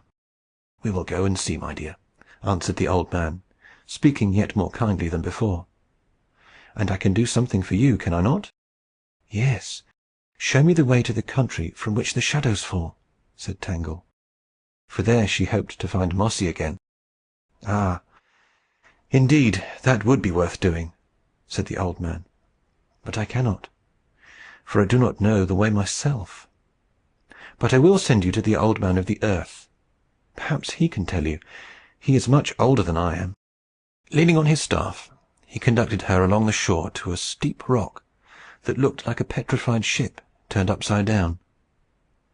The door of it was the rudder of a great vessel, ages ago at the bottom of the sea. Immediately within the door was a stair in the rock, down which the old man went, and Tangle followed. At the bottom, the old man had his house, and there he lived. As soon as she entered it, Tangle heard a strange noise, unlike anything she had ever heard before. She soon found that it was the fishes talking. She tried to understand what they said, but their speech was so old-fashioned and rude and undefined that she could not make much of it. "I will go and see about those fishes for my daughter," said the Old Man of the Sea. And moving a slide in the wall of his house, he first looked out, and then tapped upon a thick piece of crystal that filled the round opening. Tangle came up behind him, and peeping through the window into the heart of the great deep green ocean, she saw the most curious creatures, some very ugly, all very odd, and with especially queer mouths, swimming about everywhere, above and below, but all coming towards the window in answer to the tap of the Old Man of the Sea. Only a few could get their mouths against the glass, but those who were floating miles away yet turned their heads towards it. The old man looked through the whole flock carefully for some minutes, and then, turning to Tangle, said, "I am sorry. I have not got one ready yet. I want more time than she does, but I will send some as soon as I can." He then shut the slide. Presently a great noise arose in the sea. The old man opened the slide again and tapped on the glass, whereupon the fishes were all as still as sleep. "They were only talking about you," he said, "and they do speak such nonsense. To-morrow," he continued, "I must show you the way to the Old Man of the Earth. He lives a long way from here." "Do let me go at once," said Tangle. "No, that is not possible. You must come this way first." He led her to a hole in the wall, which she had not observed before. It was covered with the green leaves and white blossoms of a creeping plant. "Only white blossoming plants can grow under the sea," said the old man. "In there you will find a bath, in which you must lie till I call you." Tangle went in and found a smaller room or cave, in the further corner of which was a great basin hollowed out of a rock, and half full of the clearest sea water. Little streams were constantly running into it from cracks in the wall of the cavern. It was polished quite smooth inside, had had a carpet of yellow sand in the bottom of it. Large green leaves and white flowers of various plants crowded up and over it, draping and covering it almost entirely. No sooner was she undressed and lying in the bath than she began to feel as if the water was sinking into her, and she were receiving all the good of sleep without undergoing its forgetfulness. She felt the good coming all of the time, and she grew happier and more hopeful than she had been since she had lost Mossy. But she could not help thinking how very sad it was for a poor old man to live there all alone, and to have to take care of a whole seaful of stupid and riotous fishes. After about an hour, as she thought, she heard his voice calling her, and rose out of the bath. All the fatigue and aching of her long journey had vanished. She was as whole and strong and well as if she had slept for 7 days. Returning to the opening that led into the other part of the house, she started back with amazement, for through it she saw the form of a grand man, with a majestic and beautiful face, waiting for her. "Come," he said. "I see you are ready." She entered with reverence. "Where is the Old Man of the Sea?" she asked humbly. "There is no one here but me," he answered, smiling. "Some people call me the Old Man of the Sea. Others have another name for me, and are terribly frightened when they meet me taking a walk by the shore. Therefore I avoid being seen by them, for they are so afraid that they never see what I really am. You see me now, but I must show you the way to the Old Man of the Earth." He led her into the cave where the bath was, and there she saw, in the opposite corner, a second opening in the rock. "Go down that stair, and it will bring you to him," said the Old Man of the Sea. With humble thanks, Tangle took her leave. She went down the winding stair till she began to fear that there was no end to it. Still down and down it went, rough and broken, with springs of water bursting out of the rocks and running down the steps beside her. It was quite dark about her, and yet she could see, for after being in that bath, people's eyes always give out a light they can see by. There were no creeping things in the way. All was safe and pleasant, though so dark and damp and deep. At last there was not one step more, and she found herself in a glimmering cave. On a stone in the middle of it sat a figure with its back towards her, the figure of an old man bent double with age. From behind she could see his white beard spread out on the rocky floor in front of him. He did not move as she entered, so she passed round that she might stand before him and speak to him. The moment she looked in his face, she saw that he was a youth of marvellous beauty. He sat entranced with the delight of what he beheld in a mirror of something like silver, which lay at the floor at his feet, and which, from behind, she had taken for his white beard. He sat on, heedless of her presence, pale with the joy of his vision. She stood and watched him. At length, all trembling, she spoke, but her voice made no sound. Yet the youth lifted up his head. He showed no surprise, however, at seeing her, only smiled a welcome. "Are you the Old Man of the Earth?" Tangle had said. And the youth answered, and Tangle heard him, though not with her ears. "I am. What can I do for you?" "Tell me the way to the country whence the shadows fall." "Ah, that I do not know. I only dream about it myself. I see its shadows sometimes in my mirror. The way to it I do not know. But I think the Old Man of the Fire must know. He is much older than I am. He is the oldest man of all." "Where does he live?" "I will show you the way to his place. I never saw him myself." So saying, the young man rose, then stood for a while gazing at Tangle. "I wish I could see that country too," he said. "But I must mind my work." He led her to the side of the cave, and told her to lay her ear against the wall. "What do you hear?" he asked. "I hear," answered Tangle, "the sound of a great water running inside the rock. That river runs down to the dwelling of the oldest man of all, the Old Man of the Fire. I wish I could go to see him, but I must mind my work. That river is the only way to him." Then the Old Man of the Earth stooped over the floor of the cave, raising a huge stone from it, and left it leaning. It disclosed a great hole that went plumb down. "That is the way," he said. "But there are no stairs." "You must throw yourself in. There is no other way." She turned and looked at him full in the face, stood so for a whole minute, as she thought. It was a whole year. Then threw herself headlong into the hole. When she came to herself, she found herself gliding down fast and deep. Her head was under water, but that did not signify, for when she thought about it, she could not remember that she had breathed once since her bath in the cave of the Old Man of the Sea. When she lifted up her head, a sudden and fierce heat struck her, and she sank it again instantly, and went sweeping on. Gradually the stream grew shallower. At length she could hardly keep her head under. Then the water could carry her no further. She rose from the channel, and went step for step down the burning descent. The water ceased altogether. The heat was terrible. She felt scorched to the bone, but it did not touch her strength. It grew hotter and hotter. She said, "I can bear it no longer." Yet she went on. At the long last, the stair ended at a rude archway in all but glowing rock. Through this archway Tangle fell exhausted into a cool, mossy cave. The floor and walls were covered with moss, green, soft, and damp.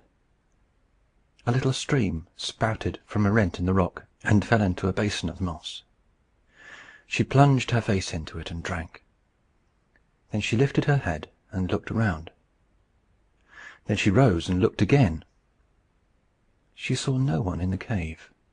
But the moment she stood upright, she had a marvellous sense that she was in the secret of the earth and all its ways. Everything she had seen or learned from books, all that her grandmother had said or sung to her, all the talk of the beasts, birds, and fishes, all that had happened to her on her journey with Mossy, and since then in the heart of the earth with the Old Man and the Older Man, all was plain. She understood it all, and saw that everything meant the same thing, though she could not have put it into words again. The next moment she descried, in a corner of the cave, a little naked child sitting on the moss. He was playing with balls of various colours and sizes, which he disposed in strange figures upon the floor beside him. And now Tangle felt that there was something in her knowledge which was not in her understanding, for she knew there must be an infinite meaning in the change and sequence and individual forms of the figures into which the child arranged the balls, as well as in the varied harmonies of their colours, but what it all meant she could not tell. He went on busily, tirelessly playing his solitary game, without looking up, or seeming to know that there was a stranger in his deep withdrawn cell. Diligently as a lace-maker shifts her bobbins, he shifted and arranged his balls. Flashes of meaning would now pass from them to Tangle, and now again all would not be merely obscure, but utterly dark. She stood looking for a long time, for there was fascination in the sight, and the longer she looked, the more an indescribable vague intelligence went on rousing itself in her mind. For 7 years she stood there watching the naked child with his coloured balls, and it seemed to her like 7 hours, when all at once the shape the balls took, she knew not why, reminded her of the Valley of Shadows, and she spoke. "Where is the Old Man of the Fire?" she said. "Here I am," answered the child, rising and leaving his balls on the moss. "What can I do for you?" There was such an awfulness of absolute repose on the face of the child that Tangle stood dumb before him. He had no smile, but the love in his large grey eyes was deep as the centre.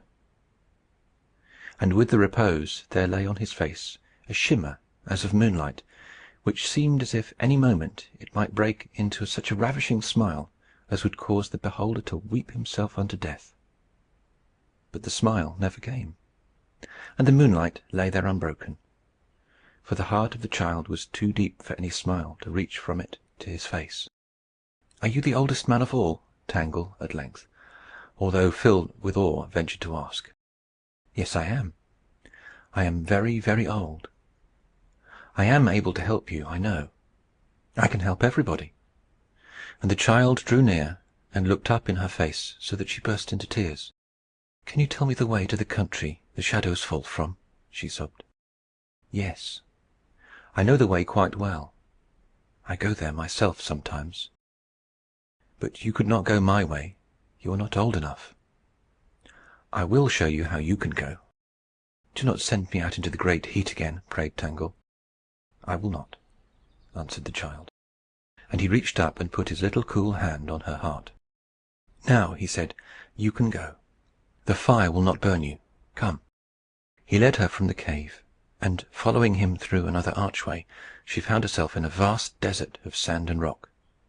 The sky of it was of rock, lowering over them like solid thunderclouds, and the whole place was so hot that she saw, in bright rivulets, the yellow gold and white silver and red copper trickling molten from the rocks. But the heat never came near her. When they had gone some distance, the child turned up a great stone, and took something like an egg from under it. He next drew a long curved line in the sand with his finger, and laid the egg in it. He then spoke something Tangle could not understand. The egg broke. A small snake came out, and, lying in the line in the sand, grew and grew till he filled it. The moment he was full grown, he began to glide away, undulating like a sea wave. "Follow the serpent," said the child. "He will lead you the right way." Tangle followed the serpent. But she could not go far without looking back at the marvellous child. He stood alone in the midst of the glowing desert, beside a fountain of red flame that had burst forth at his feet, his naked whiteness glimmering a pale rosy red in the torrid fire. There he stood, looking after her, till, from the lengthening distance, she could see him no more. The serpent went straight on, turning neither to the right nor left. Meantime, Mossy had got out of the lake of shadows, and, following his mournful, lonely way, had reached the seashore. It was a dark, stormy evening. The sun had set. The wind was blowing from the sea. The waves had surrounded the rock within which lay the old man's house. A deep water rolled between it and the shore, upon which a majestic figure was walking alone. Mossy went up to him and said, "Will you tell me where to find the Old Man of the Sea?" "I am the Old Man of the Sea," the figure answered. "I see a strong, kingly man of middle age," returned Mossy. Then the old man looked at him more intently, and said, "Your sight, young man, is better than that of most who take this way.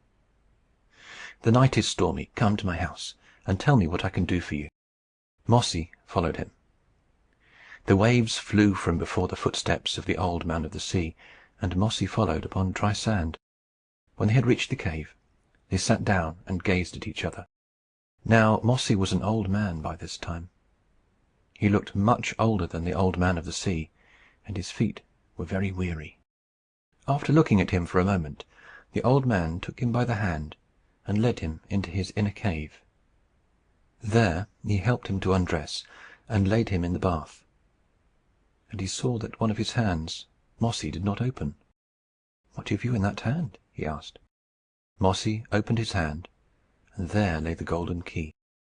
"Ah," said the old man, "that accounts for your knowing me. And I know the way you have to go." "I want to find the country whence the shadows fall," said Mossy. "I dare say you do. So do I. But meantime, one thing is certain. What is that key for, do you think?" "For a keyhole somewhere.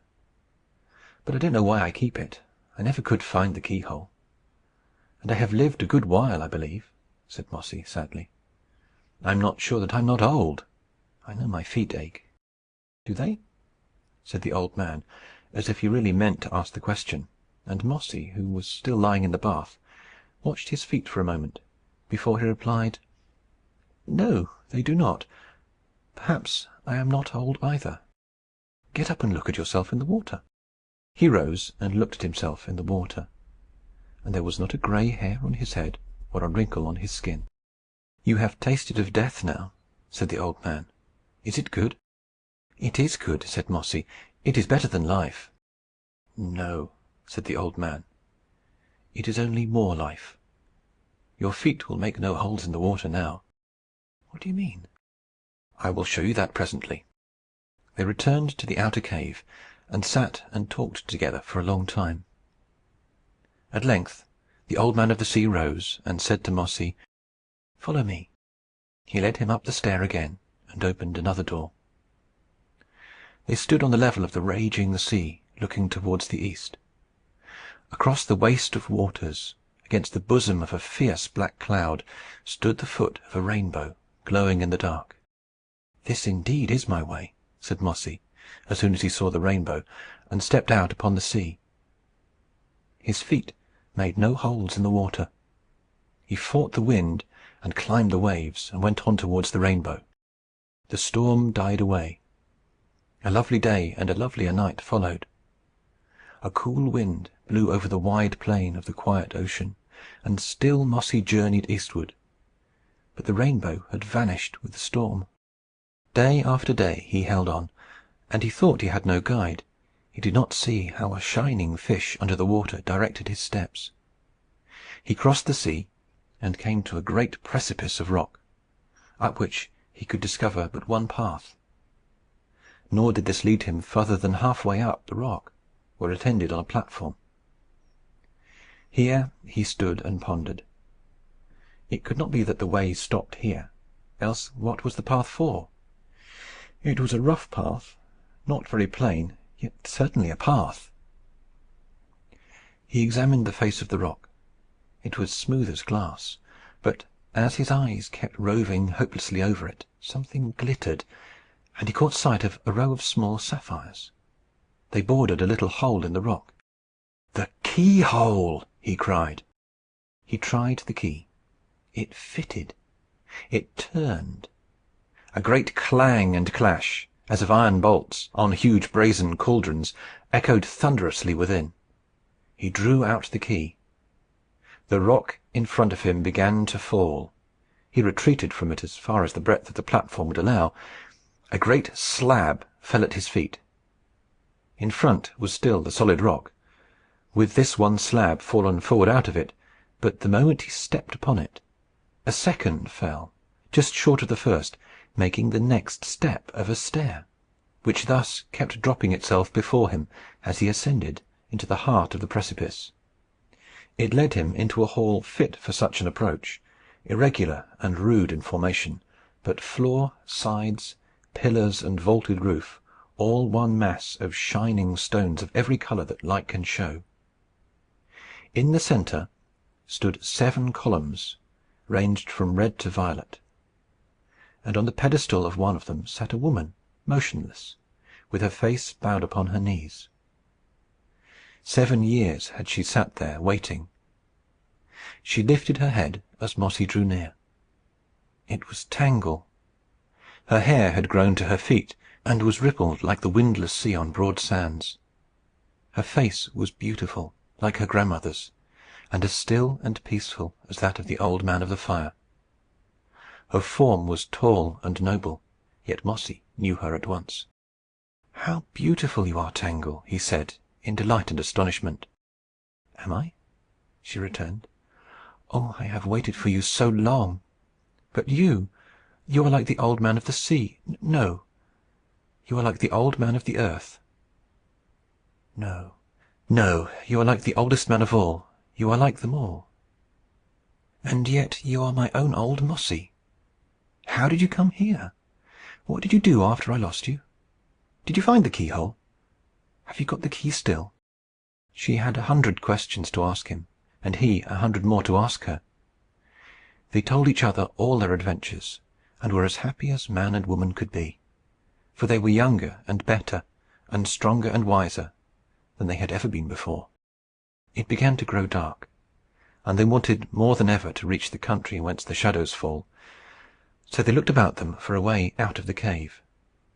The door by which Mossy entered had closed again, and there was half a mile of rock between them and the sea. Neither could Tangle find the opening in the floor by which the serpent had led her thither. They searched till it grew so dark that they could see nothing, and gave it up. After a while, however, the cave began to glimmer again. The light came from the moon, but it did not look like moonlight, for it gleamed through those 7 pillars in the middle, and filled the place with all colours.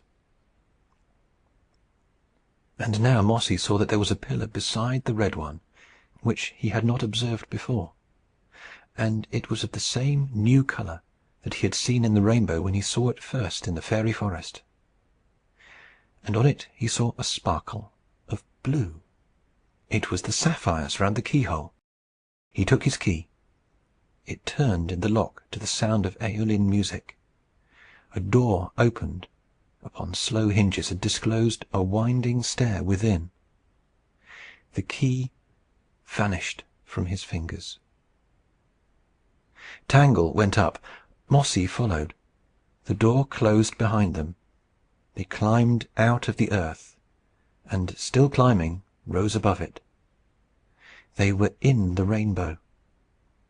Far abroad, over ocean and land, they could see through its transparent walls the earth beneath their feet. Stairs beside stairs wound up together, and beautiful beings of all ages climbed along with them. They knew that they were going up to the country whence the shadows fall, and by this time I think they must have got there.